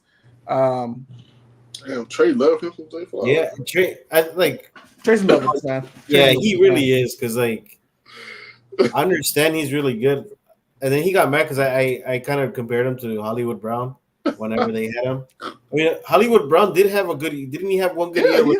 He had a decent rookie year. Yeah. Hollywood's problem was that he dropped the ball a lot. That's all it was. A lot, bro. A lot. And what did he do? What did I'm not saying he's the same fucking player, but Zay didn't drop it. Well, he caught it, but he fumbled it. He fumbled it. You know what I mean? But he just could have. Oh, no. Why you bring that up? It's rookie shit. It was just rookie shit. It was rookie. That's all it was. But it was a smart dive. It was just he just need. Oh, but Jerry Sneed just came in at the right time with that freaking punch. You know. I don't know. I'm so indecisive with especially with Ravens receivers. It's just tough, right? Because we don't know. There's just never no consistency there, bro. Ever. You don't know. Always their downfall.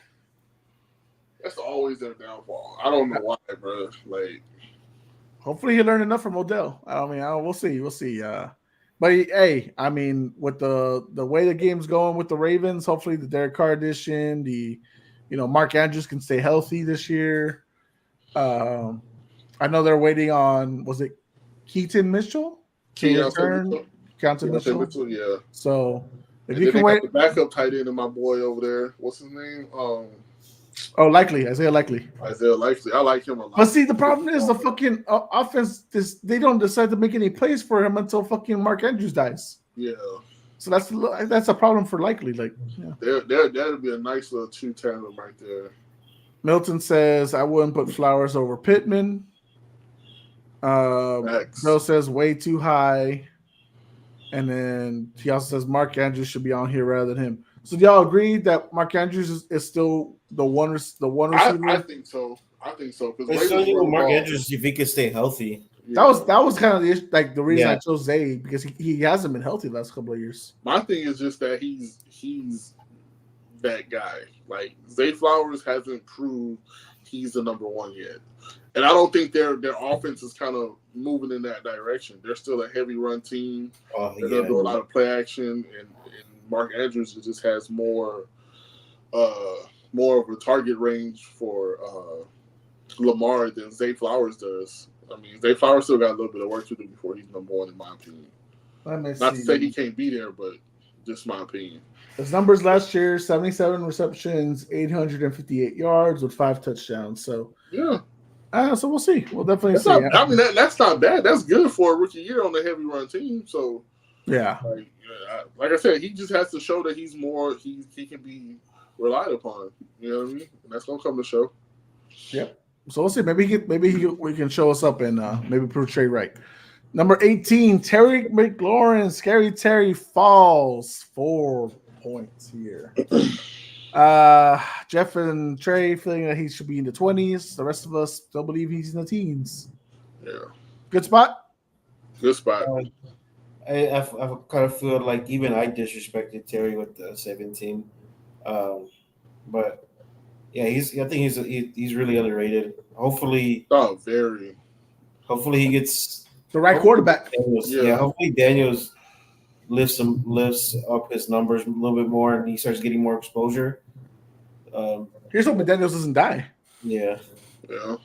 It's gonna be on the enemy, man. He over there. See what he can Joe do. says I'm changing the rules, brother. I never changed the rules. You just have the wrong answers because I changed the question. All right, number 17, DeAndre Hopkins falls out the top 10. I think for us, this is a Will Levis shit. That, bro. This is a Will Levis shit. I think that's what it is. It is, bro, because I felt so dirty putting him right here because he's so consistent, dog. This was dirty work. This is really dirty work, bro. He is so consistent. Like, I don't care who's. And I was gonna say something real disrespectful, but yeah, like I don't care who throws him the ball, bro. I don't care who throws him the ball. Yeah, like, it's like Devontae. It's like Devontae. Yeah, him and Devontae are just different, bro. They're different breeds. They're true, like 90s wide receivers, dog. Does that make us inconsistent though? I mean, really, because like if you think about it, like if we're saying like same thing with Devontae, like then should we have put him this low? Man, now it's making me question everything. Bruh, yeah. I'm cool with what I put him for the simple fact that I know who his team is, but like he's still one of them ones, bro. What did he do last year? Let me see. What did he do last year? 75 receptions, 1,057, and 7 touchdowns. Bro, 75. Dog. Imagine if he got 100 receptions, bro. Just imagine. Like, imagine he played with a better quarterback, bro. That's crazy. And That's to me, crazy, Will dog. Levis is still Bo Callahan. Joe says Terry really the most underrated wide receiver. If only he has a QB. And then he also says properly rated. Even he had someone else. It just feels dirty. It just feels dirty to have him at 17. But that's right. He did have what's the black kid? Mark Willis, Marquise Willis, whatever. Malik Willis. There you go. I'm sorry. Damn, I butchered the hell out of that. Yeah. Melton says, "Yep, consistency is compromised." It's just, it felt dirty. It felt dirty putting him at 17 or wherever we have him here. It just felt dirty. And then Milton says, Joe tripping. 16, DK Metcalf falls 4 spots. Sorry, Alex. Sorry. Marco has him at 20. Damn. I mean, it's just tough. I don't know where Seattle's going. You know what I mean? It's just me and James were in agreement. It's just we don't know. And then, yeah. Do we got any defense? We got any controversy? Do we want to say something? I mean, I already made my case for him at top 10. Are we crazy, James, for having him outside the top 16 for our books? No, man, it's just really for me, it's really placement, it's quarterback, it's their offense. Like we had already discussed, bro, it's just no consistency. You know, he had that crazy game against Dallas, and then they go and get blown the fuck out by the 49ers. Like, you know what I mean? Yeah. And I think he had a good game. I think he had a decent first half against the Eagles, and then, you know, just kind of non-existent in the second half. It's just like there's no balance to their team.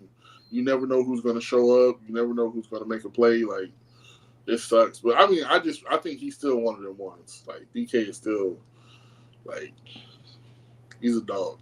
Yeah. Yeah, DK is one of the best talents out there. Just is what it is. Alex, what are you looking at? Your face is so bright now with your phone on your face. I'm looking up some catcher gear. Look at you with your baseballness. Number 15, Garrett Wilson falls 4 spots. And, of course, Jeff had him in the top. I had him in 11. I think it's only because I think he'll have a better year. But I think this is a good spot for him still. 13. Yeah. Pretty solid. Yeah, I don't think it's crazy. James at 18, not too bad. I don't think that's crazy at all. I don't think he's a top 10 guy right now, though. I got them there for the simple fact that I want them to prove. I want Aaron Rodgers to stay healthy first. Then I want him to just show he can be Aaron Rodgers' true number one. They show that consistency. They've shown it in the training camp. You see the clips of them going together, hitting the bombs, hitting the plays. You see they kind of have a connection. But I just want to see it pan out because they're in a tough division with cornerbacks. You got Jalen Ramsey. You have to deal with Gonzo, and you got He did hit 1,000 yards last year with Zach Wilson and all the slew of that QB carousel. So yeah, I mean, I know he can be the guy. I know he can be the guy. Like I said, he got the upside. He's a top talent, but I just want to see it actually happen first. I agree. I'm with you. Number 14, Deebo Samuel, properly rated for some of us. Yeah. You and Alex hit it on the head. Well, him and Jeff, yeah. Guys, wake up! Y'all sound so tired. I know y'all want to play college football 25 right now, but this I ain't gonna lie. This one was hard. We doing this, and I'm looking at a whole little tournament right now and that stuff too. No, but I mean, Deebo is healthy. We know who he is, bro. Like, especially within that offense with that great coach that they got over there. And yet again, that wide receiver show, just helps. I guess just magnifies the like where he falls into their system and how much they value him. Yeah, over Aiyuk. Yeah, that's true. Which is crazy. Which is crazy because Joe is probably right because maybe Aiyuk is probably the better wide receiver, but people can do a little bit of everything. That's why he's a wide receiver one. But you know what's crazy? I don't even think it's not just like the coaching staff that's like oh, we need Deebo and all stuff. I think it's the teammates. Exactly. Yeah. Because like when I would forget which game they were talking about, but Kittle came up to Aiyuk with Deebo and he was like, yeah, okay, so he's gonna get a touchdown first, then me, and you can have all the rest.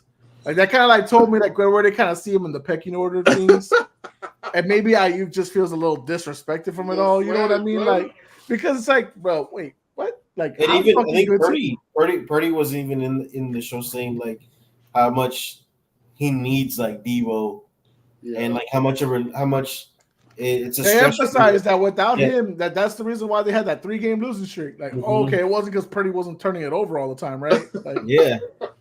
So like I said, or Trent Will wasn't missing. Like, let's not even fucking forget that Trent Williams was missing those games too. So like Aiyuk probably his team is probably telling him that they really don't want to like fuck with you like that. Yeah. Like I would agree. Like and what Joe's saying right here, he's like Aiyuk over Deebo. I would agree. I would have Aiyuk over Deebo, and they're like dead ass. Like, and he says, but you have CMC. You don't need that from Deebo. Yeah. It's like CMC is a fucking Swiss Army knife. They're both star though. You know what I'm saying? They both can do what each other does. So Joe, if you have Deebo and CMC in the backfield, where are you calling the strength to? If you're a defensive linebacker, where are you calling the strength to? And where you have the strong side linebacker, where you're stunning to, pretty much. It don't matter where you stun. Shit, you damn exactly. So just by even saying that is like that's how much important Deebo is to CMC too. Yeah, no, I mean, but to every running back, you need a strong wide receiver one.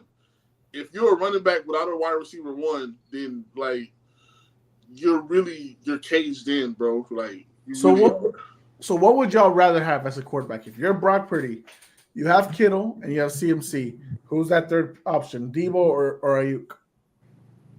If I'm a quarterback, I want Deebo. Mm-hmm. James, you feel the same way? Yeah, I'm taking Deebo. Okay, I'm just asking. And I'm not. It's like I said, I'm not taking anything away from Aiyuk because I know he's the more complete wide receiver. But I'm saying like. The football game today is not what it is of old. So you need those wide receivers to be able to do more than one thing. And that's what Deebo brings to the team. Like you can utilize him in more ways to be creative to get like you said, to get CMC open. That way when you got him in the backfield, that leaves George Kittle that leaves George Kittle in the sweet spot because they're all eyes are behind you. You know what I'm saying? So it's just like you just get more out of having Debo. You just wish Debo was more healthy. Yeah. So in you put a defense in a very tough spot once you have both of them in the backfield because you don't know where to roll your coverage to. yeah. Mm-hmm. Especially with that Silverback over there blocking shit. Yeah. Man, George Kittle's just a big old kid, isn't he? You got the He's best just like all of blocking, us. You got the best blocking tight end with the league's best left tackle. Like, dog. Milton says Debo is more of a threat, but yes, Aiyuk's a better traditional receiver. Yes, sir. Perfectly said. Number 13, Stephon Diggs falls out the top 10 because Jeff has him at 22. Woo! That is crazy. And Marco Bill's hater, and he still has him at 11. Ex-Bill. I mean, even though he's an ex-Bill, but I wonder if Jeff is just looking at his at the end of the year stats. But you got to remember they changed the whole fucking offense. Well, you got to remember too. Last year when he did his overrated list, he had Stephon Diggs in it. Did he really? Yes, he did. Bro, he's crazy. He had Josh Allen, Stephon Diggs, and Trayvon Diggs all on that list, and Jalen Ramsey. Only a few names I can remember. But yeah, he has Stephon Diggs up there. And this 22 is nuts. 22 is nuts. Jeff just finds a way. This is wild.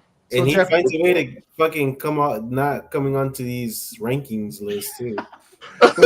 but he'll show up for that Copa America episode. Nah, watch that, guys. Episode 192. That was a good episode with Marco and Jeff. But yes, this is insane. That's crazy, bro. Milton agrees. He says 22 doesn't make sense At all, bro. No, At all. no way, shape, or form. Like it's just like how? How do you look at the game? There's no of way football? you go from Kendrick Bourne to Stephon Diggs. Like, Did he have no Christian way. Watson fucking ranked higher than him? Mm-hmm. Let me take a look. Jeff's list. Yes. Fucking nuts, bro. Bro, come on, man. Well, remember he also has Deontay Johnson ahead of him too. Shit. Yeah, come on, man. This is wild. Yeah, so Absolutely wild, bro. Jeffrey Dahmer Lujan, you're insane. This is wild. Yeah, I think he would have been like either top 10. Joe says 22 is wild. Joe, I think if he had rated him correctly, he would have been still maybe top 10 on this list, or maybe 11. Like where we have him, like it's pretty even, I think. Yeah. But yeah, Jeff just ruins everything. 12, DJ Moore. Sorry, Alex. He rose really high, but not enough to crack the top 10 for us. I'm so sorry. He's one of those guys that probably could be up there. But hell, he's moving up. He's moving up, bro. He's moving up. Like I don't know. I don't know if he'll crack the top 10 this year for people because of so many weapons now to feed. No, I think and then the running, and I think the running game might be utilizing more too. Yeah. But hopefully he still gets his touches. I think he will, but it's last year he was 20. So man, if done correctly, I think he's still to me he's still the number one. Keenan at his age and where he's at in his career is that true slot receiver. Romeo needs to be paired more with Keenan, while DJ Moore is taking some stuff from Keenan. But yeah, Keenan is number 2 for sure, and this guy is number 1, hands down. So Caleb got to find him. You have to, dog. You have to lean on your. He's gonna lean on Caleb a lot. I mean, he's gonna lean on Keenan a lot, but this is your guy. Yeah, right? I think if you watch, I don't know, you guys probably don't follow as much as the Bears social media as much, but I barely follow Patriots. It's sounding like Caleb wants to feed what's the name, Keelan a lot more, and he's trying to, I guess, get him to the number wide receiver 1, because you got to remember that's his boy. Keenan Allen's his boy, so. I Well, know. it's also his vet too. Shit, he gonna be helping him. Here's what I think DJ Moore will still get his numbers because he's a guy who's used to playing the cold. Like no disrespect to Keenan Allen, but I think he's also like spent a lot of his entire career in LA. So it's kind of like Higher. Yeah. So I think DJ Moore fits well in the spot. I think he'll hit the 1,000 mark and then still be fucking the threat. Yeah. So. And Roma Dunze will have his time too. You never know. Yeah, Rome's gonna get there eventually, but like I said, like the more if Rome does it right, bro, the more Rome can just get what he can and glean what he can from Keenan Allen, man. He's gonna be a hell of a receiver because he's already a stud, bro. It just has to pan out for him. So hopefully they can pull it all together. That offense is scary, bro. Like I don't care what nobody say. That's an underrated offense right there. That's a lot of firepower. And that's what will make Caleb Williams top 10 QB. Thank you, James. You built your O-line. You got 2 solid tight ends. You got 3 doable wide receivers. You got 2 running backs, bro. Your defense is just adding pieces and still strong, bro. Like if they put Alex, say it with me. 10-win team. Say it with me, Alex. 10-win team in Chicago. Shit. I told you they're gonna make the playoffs. I believe, Alex. I believe. Milton says 10 or 11 at worst. For sure, bro. Yeah. Just compete with the Vikings, bro. Because the Vikings or the Packers are going to take a step back. One of them teams are going to fall. Oh, Packers for sure. The Vikings will be the worst team in the division, but it's the Packers that are going to fall back. Everyone's too much in love with Jordan Love. It's way too much fucking love. For love. It's true love. It's false love. It's fraud love.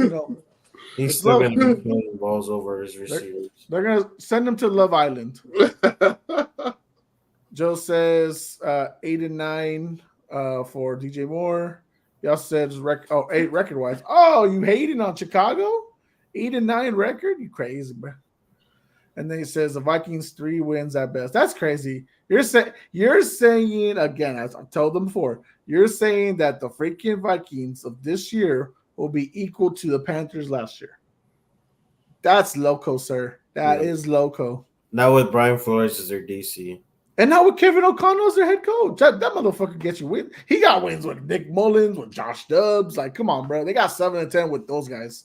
They upgraded at quarterback. And they still got Justin Jefferson, too.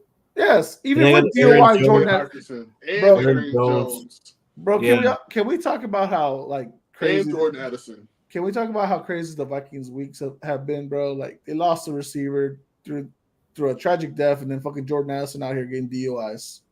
Yeah, Jordan Addison got a DUI. Yeah, he got DUI. So what? Like a lot of people are saying too, the NFC North is like the AFC North, I guess. The Norvs are the best, bro. Yeah. The Norvs are the best, in my opinion. They're the 2 best divisions in football, I think. That's what I'm saying. AFC North and NFC North and AFC North. I agree. So 1 through 4, all of them are going to be real competitive. Vikings might have dead ass. Vikings might be sneaky good. I might sound crazy, but that's what I'm saying. We'll see. I mean, yeah, Joe, I think is high. The division right is crazy. Now, he won't admit he's wrong. 3 teams can easily have a winning record. Exactly. Agreed. North is the best. Here's the thing. They were a 7 and 10 record last year with bad quarterback play and no Justin Jefferson for half the season, right? That's 7 and 10. You're telling me with an upgraded quarterback in Sam Darnold or JJ McCarthy, you ain't gonna get maybe equal or a little bit better? I'm just saying. They had 2 pieces too in the defense, so. He says JJ holding out and Sam Darnold is ass. JJ McCarthy's. The Vikings have not cared about contract talks. They haven't even approached him about contract talks. That's why. It's the same shit with Caleb and Roma Dunze. Everyone was making such a big deal about the contracts, but the fact is that the team hasn't even approached the player yet. So, whatever. All right. At number 11, just missing out the top 10 is Mike Evans, my dog. Alex, Marco is crap. I was on crack. I put him at 15. I don't think that's crack. No, I don't know. I'm telling you that Marco's on crack. No. At 19. Yeah. Mike, I think the year before, I didn't. I think I had him at 20. So he's. You guys said he's probably one of the most consistent receivers in the league. And it's crazy too because him coming out of A&M, like I did not believe he was going to turn out to be who he became. Like I thought he was just a big old receiver that was a little slow. I didn't think he was that great, but this dude is a stud, bro. Yeah, he has sure hands. Sure, bro. Big ass catch radius. It could be Mr. 30 for 30. It could be the GOAT. Or it could be Baker Mayfield, and he'll still get you 1,000 yards. It don't matter, bro. Joe says Rome signed and Caleb signed. Yep, the day before they start training camp. The 19 screwed him. LOL. That's true. Fucking Marco screwed him out here. Marco, are you watching football? Or is it just a Baker hate? Why does he hate Baker so much? Because he trashed on Tech or whatever. Because he used to be Texas Tech guy, remember? And that's but he was at Tech too, and they didn't want him. That's what I'm saying. Like Mike Baker, I guess trash Tech or whatever. I don't know. And, then when he remember Marco went to the Pat McAfee show, and then Baker was there, and he was saying "fuck Texas," go OU and shit like that. So, and Marco was like, "Boo," but I like take a picture with me. I like the Longhorns, but I would have done the same thing too because Baker grew up a couple miles from UT, and they didn't want him. Yeah, they did. I would have done the same. Like I said, I like the Longhorns, but I would have done the same shit if I was him. Mm-hmm. Joe says 15, 19. Okay, he said that. Milton says Mr. Consistency, but never is a top 3 wide receiver none of the years. He also says Mike Evans a Tech guy though. Is he? I thought he was A&M. That's all right. No, he's not. He's not a Tech guy. No, he went to A&M. Yeah. He's not that guy. Yeah, he's Nagy. He played with Johnny Manziel. He played with Johnny. Yeah, I was about to say he played with Johnny Manziel. I was like, hello? I was like, I'm not. Yeah. Don't question my college football knowledge. Hey. That's what we took. Whoa. We do not mean to offend you. You know football better than all of us. No. Oh shit. All right, let's crack the top 10, guys. Let's close this shit out. Amari Cooper hits the top 10 with a lot of love this year. I do think it's a good move. He's definitely earned it, even despite the fact that he had Joe Flacco and whatever's left of Deshaun Watson. Top 10 guy. Cowboys. What the fuck? Again. Apologies. I'm almost asleep. You gotta stay awake, Milton. Stay alive. What were you gonna say, James? I said let's just keep the Cowboy stupidity out of the pod because we know they fucked up. Now he should still be in that star blue and silver. Damn, bro. It's now you have Brandon Cooks. Enjoy it. Number 9, Cooper Kupp falls 3 spots. And really, me and Alex agree he is not a top 10 guy this year. That Puka will come and steal his job. But the rest of y'all kept them alive in the top 10. Yes, sir. And then by next year, y'all won't have him in the top 10. I bet on that. I think I put him. Look at You the could probably put him at the highest at 16 without being disrespectful. You think? Well, you're already disrespecting some people. 16? Whoa. So I had him at 13. I think that was fair. Again, I think Puka's going to take his job, but yeah, that's just me. All right, number 8 is Mr. Taylor Swift. It's only right. Did you have to put this picture up here? Yes, I did. God, I'm so sick of these motherfuckers, man. I'm sick of these motherfuckers. There's a reason why he turned down receiver. He looks like so much like his brother in this picture, though. For real. I thought it was Jason for a second. But yeah, he landed number 8, Joe. You know, me and Alex tried to bring him down, but these motherfuckers kept him in the top 5 for so long, you know. We tried, bro. We really tried. I'm sorry. But he falls 3 spots, and maybe next year, depending on how it goes this year, maybe he fall out the top 10 completely. Or maybe he'll rise again. Who knows? Could be. Number 7 is AJ Brown, with only Jeff having him out the top 10 this year. Why? Jeff is just finding ways to get people pissed at him. Would you like that, Alex? I use your favorite color green for the eagle there for the picture. I ain't gonna lie, I don't like the Eagles at all, but that's a fire ass. That's Pleasanton green, boys. I know, that's why I Next, brought it up. you can go next. Nobody about no goddamn play. Bill says Jeff, really? LOL. Hey, Bro, it's Jeff always. What you mean? hey, did you were you the one that sent the picture with like the state of Texas with all the high school teams on it? Yes, I did. Yeah, that was pretty badass. Yeah, you're welcome. Yeah, I figured you like that. Yeah, it was 1 year after I graduated. They put the eagle feathers on it. It was pretty cool. But You should get the eagle logo tattooed on you. hell no. Put it across your back. That color is a nice color, isn't it? No, It is. I like it. Yeah, that's color. I like that color. The color's really bad. I don't like the Eagles by any means, but I respect AJ. Brother, to this day, the Patriots fucked up not drafting this New England Patriot fan. I it hurts me to this day. He wanted to be a Patriot. And they went with fucking, what's his name? I don't even remember his name. He's that irrelevant to me now. He was a Bear last year. Huh? There you go, Nikhil Harry. Yeah, he was a Bear last year, you know. Should have been AJ Brown, bro. I can't believe solid that. in college, I think. I laughed so much when y'all did that shit. We missed out on 2 Patriots fans. We missed out on AJ Brown and Deebo Samuel. They both wanted to be with us, bro. They both wanted to be with us. That's crazy. Oh my God. Milton says we got Nikhil Harry. Yep. Titans fucked up by trading him. Oh yeah. Yeah, they did. You got the GM fired. Milton says just ashamed. We could have had imagine if Tom Brady had stuck around and he had gotten AJ Brown and Deebo Samuel. He probably still be playing. We probably could have got number 7. I would have more than 7 shit.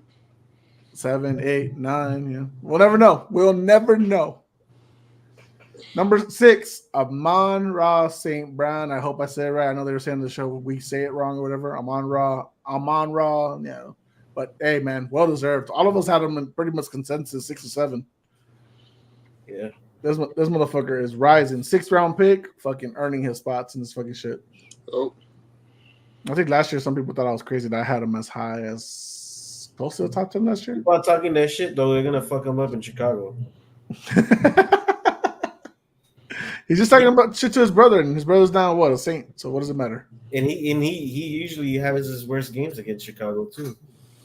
Hey, chill out. I need him Yeah, for they the got fantasy enough games. talent over there for it to go around. So it's cool. Yeah. Joe says fantasy god, the sun god. He said 3rd. Was it 3rd what? 3rd round pick? Help me won a fantasy chip. Yeah, he'll definitely help you. Number 5 is Devontae Adams. I'm sorry, Alex. Trey brought him down to 5, moving down 1 spot. But hey, top 10 for all of us at least. Any concerns here? Nah, he's always been one of my guys. Even when he played for Green Bay, it's tough, man. Watching him go.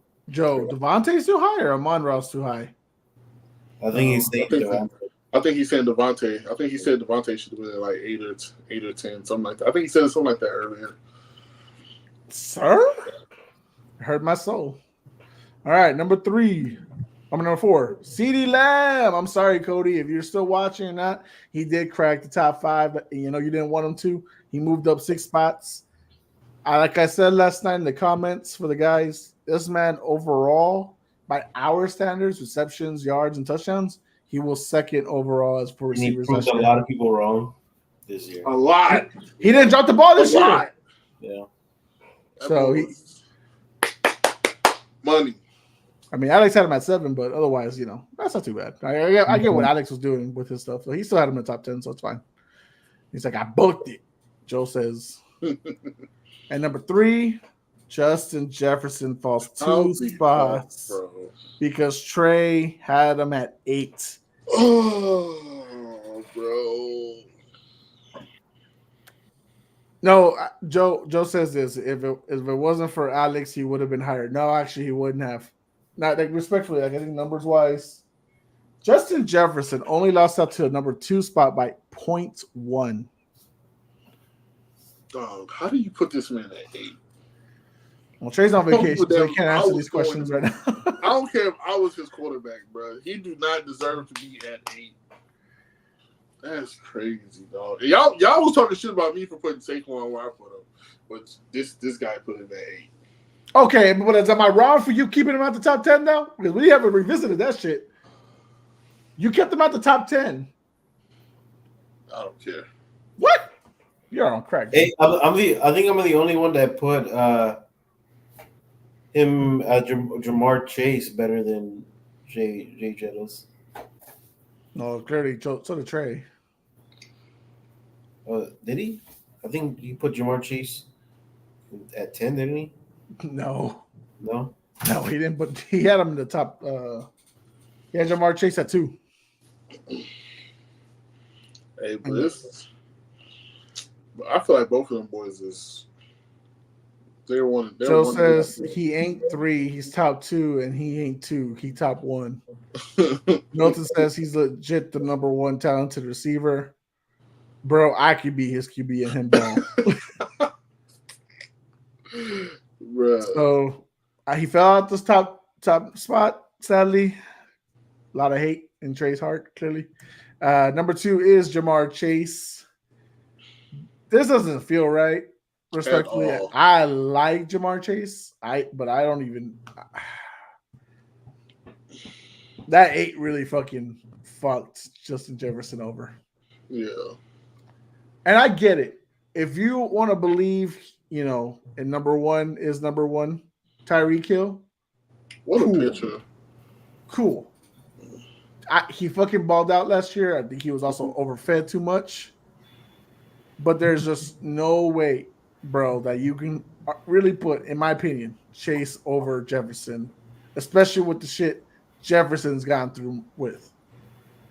I don't think Jamar Chase has had a year that fucking Justin Jefferson's had, comparable wise. So I know Alex feels different, and I think Trey is just picking on Jefferson because of the quarterbacks. But if we're gonna say, but if we're gonna be legit about how we feel about Devontae Adams, I just say do it like this: you give Jamar Chase the quarterbacks that Jefferson had, and then you give Jefferson the quarterback. You give Jefferson Joe Burrow. And you see what happens. No, but the thing that also that could hurt Jamar Chase is also because he's also playing alongside another wide receiver 1 too. Yeah, you know what I mean. That's why some of the times his numbers are not as high as Justin Jefferson. I like Jamar Chase because he's a more physical receiver.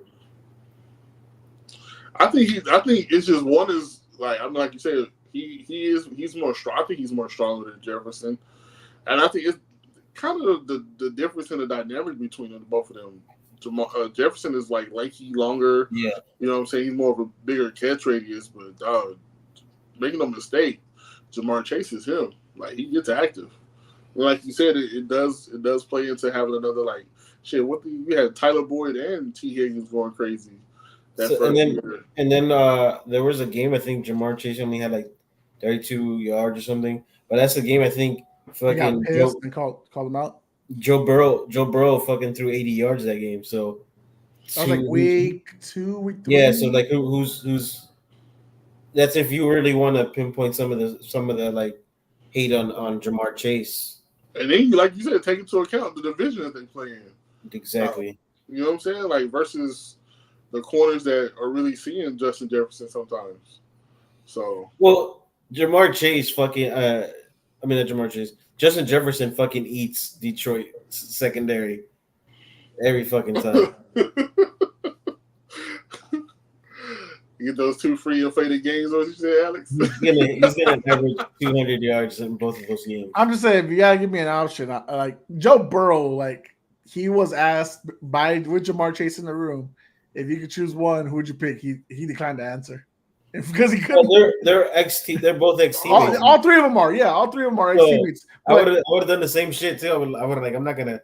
Because he's close friends to both of them, so I'm not. Yeah, but I mean, he could have easily had a cop out saying, "Oh, Chase," because he's still my teammate. Nah, nah, that's a hard ass, bro. It is hard. That's a dick move. Why you put him Well, in that spot? both receivers were asked that, and they both said themselves. Yeah, Yeah, he told Jefferson was like he know who the best is. yeah. And the same thing for Chase. Chase took himself. Nah, man, but I respect the Hill. I think what he did last year, he deserved the number one spot. I mean, I won't take that away. I just don't think Jefferson should have fallen out too. Yeah, Um, I would put Hill at 3 easy. Joe says Chase over Jefferson is wild. I know that's how Alex has felt since we've all been hyping Jefferson. Respectfully, I know Alex like last 2 years have had Chase over him. Yes. Milton says Chase got to be top 5. I'll say. What did I have? I had AJ Brown, Jettas. I have the list right here. I don't know why I'm looking the other way. That's why I was like, what are you guessing for? Oh, I had Lamb, Brown, Adams, Hill, and Jefferson. I like Chase. I think, like I said, It's not a bad top 5. But it's a what have you done for me lately type of thing. That's kind of what comes into play. I think it's what everybody like. If you want a receiver, what kind of receiver would you want? I would always say, give me a physical receiver, right? And a guy that then if you get I don't want a receiver that could like just take the top off a fucking defense, because sooner or later they're gonna roll coverages and you're gonna have 2 guys on you. I want a physical guy because even if they're double teaming you, you're still gonna be able to come down with the ball. Not to say Justin Jefferson can't do it. I just want like a more physical guy. So Alex, if you building your offense, give me your 3 receivers. True yeah. 1s, 2 2s, and true 3. Don't pick all 1s. I would want DK. As a true 1? As he's not 2. He's not a 2 in Seattle. No, as the outside receiver, which is I think you call it like an X. Okay. Yeah. And then in the slot, a number 2. I'm not gonna put T. Higgins there because he's obviously not a number 2 receiver. Yeah.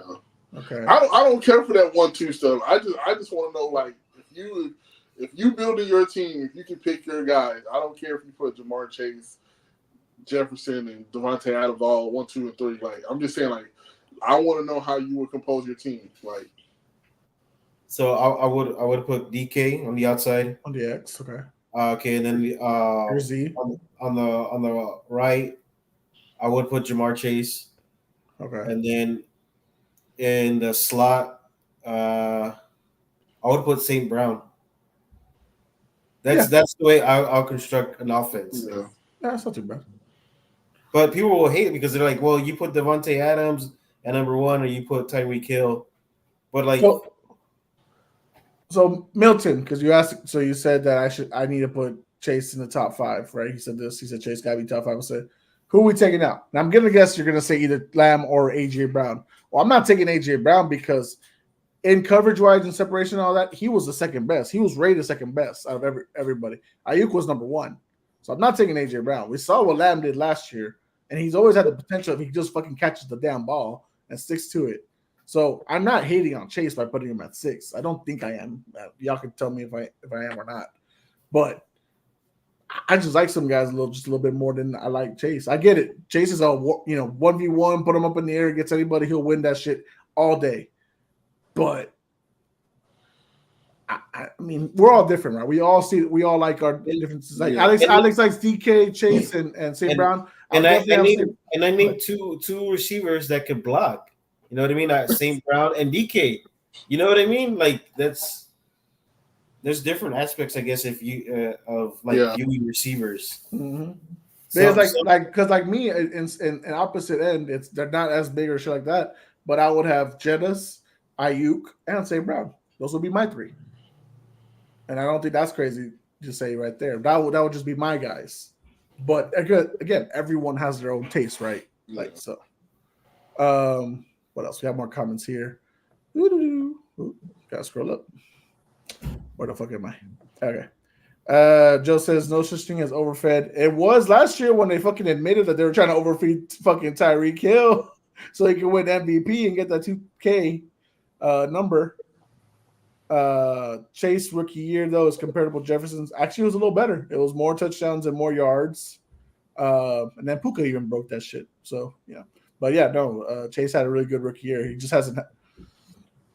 The last 2 years hasn't been as good, but it's been good. It's been really good. Yeah. Milton says, I mean, the two best receivers all time aren't necessarily the strongest guys, Moss and Rice. Joe says Moss was a freak, Milton. They literally would say you just got mossed.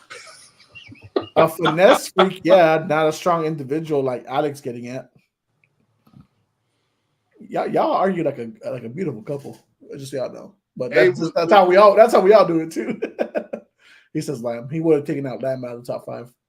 He took Lamb out of top 5. I mean, yeah, to each his own, right? And it just also depends. Like this, I'm seeing like I think Lamb will have a better year than Jamar, but you know, it's not crazy to say he's had it like the last year. Last year he had a better year than Chase, so that's just me. Alex, he just disappeared. You leave us forever. You don't care about us anymore. Jasmine's in the room. Oh, okay. Now, so how do we feel, guys? I mean, that's our rankings for. We went 3 hard weeks with the fucking rankings. How do we feel? I like it. You know, there was a lot of questionable shit. Jeff, one from myself, and then a couple from Trey and Jeff. Every week, we just gonna take them to the altar.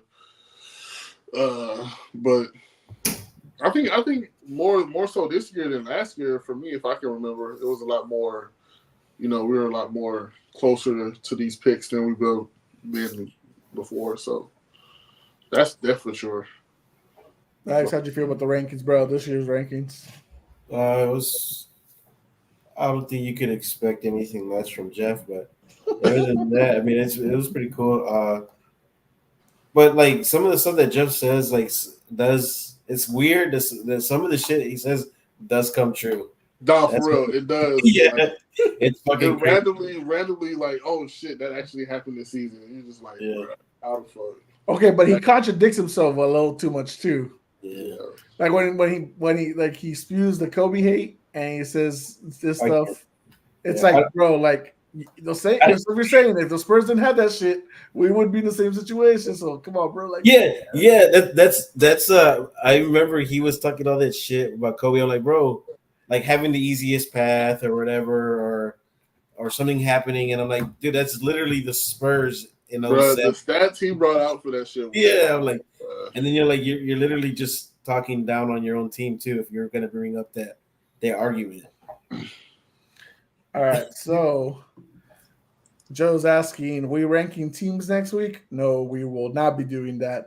Next week we'll be going into individuals lists. So Jeff, if he's on, and I hope he's on, will be giving his top 10 overrated NFL list for this year. So no Tom Brady, Jeff. He's not in the fucking league no more. You can't be putting him as your number 1 spot again, bitch. And then Alex will give us his top 10 defensive backs list as well. That was gonna be pretty good. I have it kind of wind down to a couple. I'm gonna make one too just to see where we at. I'm gonna see where we at. Your DB list? Yeah, I'm gonna see. Yeah, I seen the DB list that you sent, Jose, and I was already fuming on it. I was like bro, no. So what about that top 100? ESPN trying to come out with that shit. That was so stupid, bro. When you sent that, like the first 2, like I think like the first 50 or whatever, the bottom 50. I didn't even want to look at it no more because I thought this shit was retarded. I don't even care that James Harden won the MVP. He should not be on that list at all. Like, bruh, no. Top 100 of the 21st century? So James Harden is ranked higher than Manny Pacquiao. Chris Paul is ranked higher than fucking Aaron Rodgers, bro. It's just crazy, bro. Like, no. Let me put James Harden on that list. Let me Steve Nash. Hold on. Steve Nash is ranked higher than Derek Jeter. That's like Alex Ovechkin. That's fucking crazy. Tell me why John Jones is only ranked number 66. I'm an MMA guy. That motherfucker is the greatest of all time, and that motherfucker should be in the top 20 at least. But 66, ESPN, you're on fucking crack. That's crazy, bro. I don't even watch UFC, and I know that man's goated. Like, Alex said to me about Georges St. Pierre, and I was like, "What? Why are you bringing up Georges St. Pierre for? You don't because they have Pedro Martinez at 92. Why are you bringing up Georges St. Pierre, bro? Georges St. Pierre is the greatest welterweight of all time, brother. Yeah, but dude, is Pedro Martinez the greatest ever? I'm asking you. Yes, Pedro Martinez is a fucking beast. But was he the GOAT in his spot? He was for a while. Okay. Well, my guy's still the GOAT in his spot. So then what? Yeah, Mookie Betts at 73. I don't think Mookie Betts should be that high. Wait. Why is y'all know soccer more than me. Why is Zlatan fucking 95 while Ed Reed is fucking 99? Yeah. Come on, bro. I don't know. I like Zlatan, but I don't think he should be on the list. No, okay. And maybe because his career, he cut it short. But Megatron at 57 is stupid. Like, he should be a little higher, respectfully. But I get if he's Chris Paul. Yeah, that shit was funny, bro. They put Chris Paul high, bro. He don't belong. Jason Kidd in there. I could mess with it, but not that low. I wouldn't put Jason Kidd at fucking 69. No, that's what I'm saying. Like I would put him somewhere in the 90s. Yeah. Ronaldinho just got disrespected. This is bad, and I'm gonna put. Sorry, James. I'm gonna post when they post. I guess 26 through 50 tomorrow. I'm gonna send it out again. I'll look at it, but I'm just thinking that they disrespected so many people already. Like, I don't even care to look at it. And then you take a note to the people that actually be voting and picking this shit. It be people that don't even like. Come on, dude. It's just dumb all the way around. So.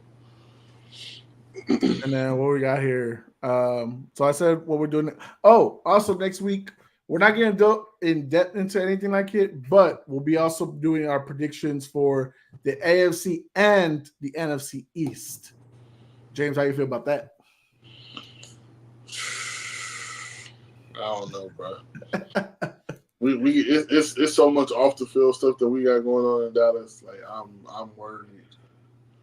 I don't know if we got our priorities situated. So the next month, that's what we're gonna do. Next week is the East. 2 weeks from now, the North. 3 weeks from now, the South, and then 4 weeks from now, the West. We're just gonna give like predictions. We can go into a little bit in depth. We're not gonna go too long.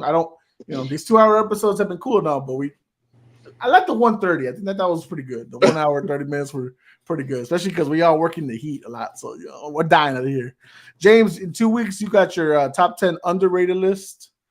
Oh, show. Along with Alex's top 10 linebacker list.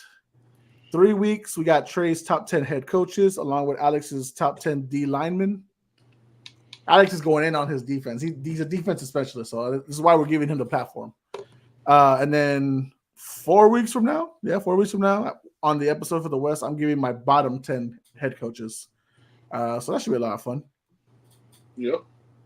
Joe wants us to do when we're doing the top 10 wrestlers of all time. James don't believe in wrestling, bro, so we ain't doing that shit. At least not top 10 pillow fight. I would do it. I would do that. James will like veto. He will run. He will ejectocito, cuh. No, I wouldn't run. I would just give the ones that I watched when I was actually interested in it before. Or we could do like the top 10 most entertaining WWE. Oh, man, that'd be badass. The Braun Panty matches. No. Sweet chin music. Joe says y'all gonna do my boy Dak dirty next week. No, Jeff is not us. Jeff is. Bland and Diggs top 10 for overrated. Well, maybe it might be a whole Cowboys list with Jeff. Milton says let's go Chi-Town. I think he's talking about his defensive list. So yep. Bland is not overrated. Well, yeah. Or they talking about corners. I don't think with Alex he has them in the corners. I know Alex is muted, but I don't think he has them there. Corners and safeties, yes, Milton. Corners and safeties. We're doing whole defensive backs. So he's just picking out top 10 total. ESPN Wild, agree. PS2, Sauce, Zaire, Ramsey, AJ Terrell, Snead, Diggs, Ward, Johnson, Stingley. That's yours, Joe. We'll see what Alex got next week. Milton says, put respect on GSP. Hell yeah. ESPN is laughable now, man. Hey, great news, though. Skip Bayless is no longer going to be at FS1. Undisputed is dead. We all knew Shannon Sharp carried that shit. And then Milton says, James and I are the same. Y'all hate wrestling? I see, Milton. I see the way you feel. Joe says, did that list make Alex fume? No, he's seen worse.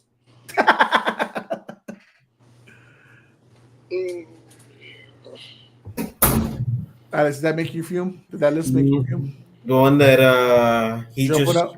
Yeah. With his DBs? Yes, sir. I'm not going to spoil it, but there might be some players that he will not like. That's true. That's true. James, how you feel about your underrated list? Are you going to get started, or have you already made it? What are we doing? No, I'm gonna start. I'll start it. I haven't started it yet, but I'll probably start it this weekend or sometime next week because I'm off all next week. There you go. But, yeah. So we good, guys? We feeling good? We good to close it out? Yes, sir. Ski. All right, guys. Well, guys, thank you for watching. Don't forget to like, share, and subscribe on our YouTube channel. We are still growing, so please, guys, get the subscriptions up, get the likes up. We definitely need it. James, Alex, get to your YouTubes and go like that shit now. Guys, thank you for watching. Thank you for watching the ranking series. I think the last 3 weeks have been a lot of fun. Sure. Thank you for enduring these long episodes because we know that these can go long. Follow us on TikTok, Instagram, and YouTube at Puro Pinche Sports. Twitter will no longer be getting our live videos anymore because they want me to pay $11 a month to do that premium shit so I can broadcast shit that I was doing for free for like the last year. So no Twitter. I'm not giving you $11 a month. Fuck that shit. Y'all don't. Why would I do that? No. Sorry, that's the only time I throw the X up. I know it's Des thing, but that's the only time. Milton says, great show, fellas. Joe says, fire show, fellas. Guys, watch the People's Debate tomorrow night at 7 p.m. Guys, for Alexander Cruz, for Humble James, I'm Jose Garza. We are Puro Pinche Sports, and we are out. Later. Good night.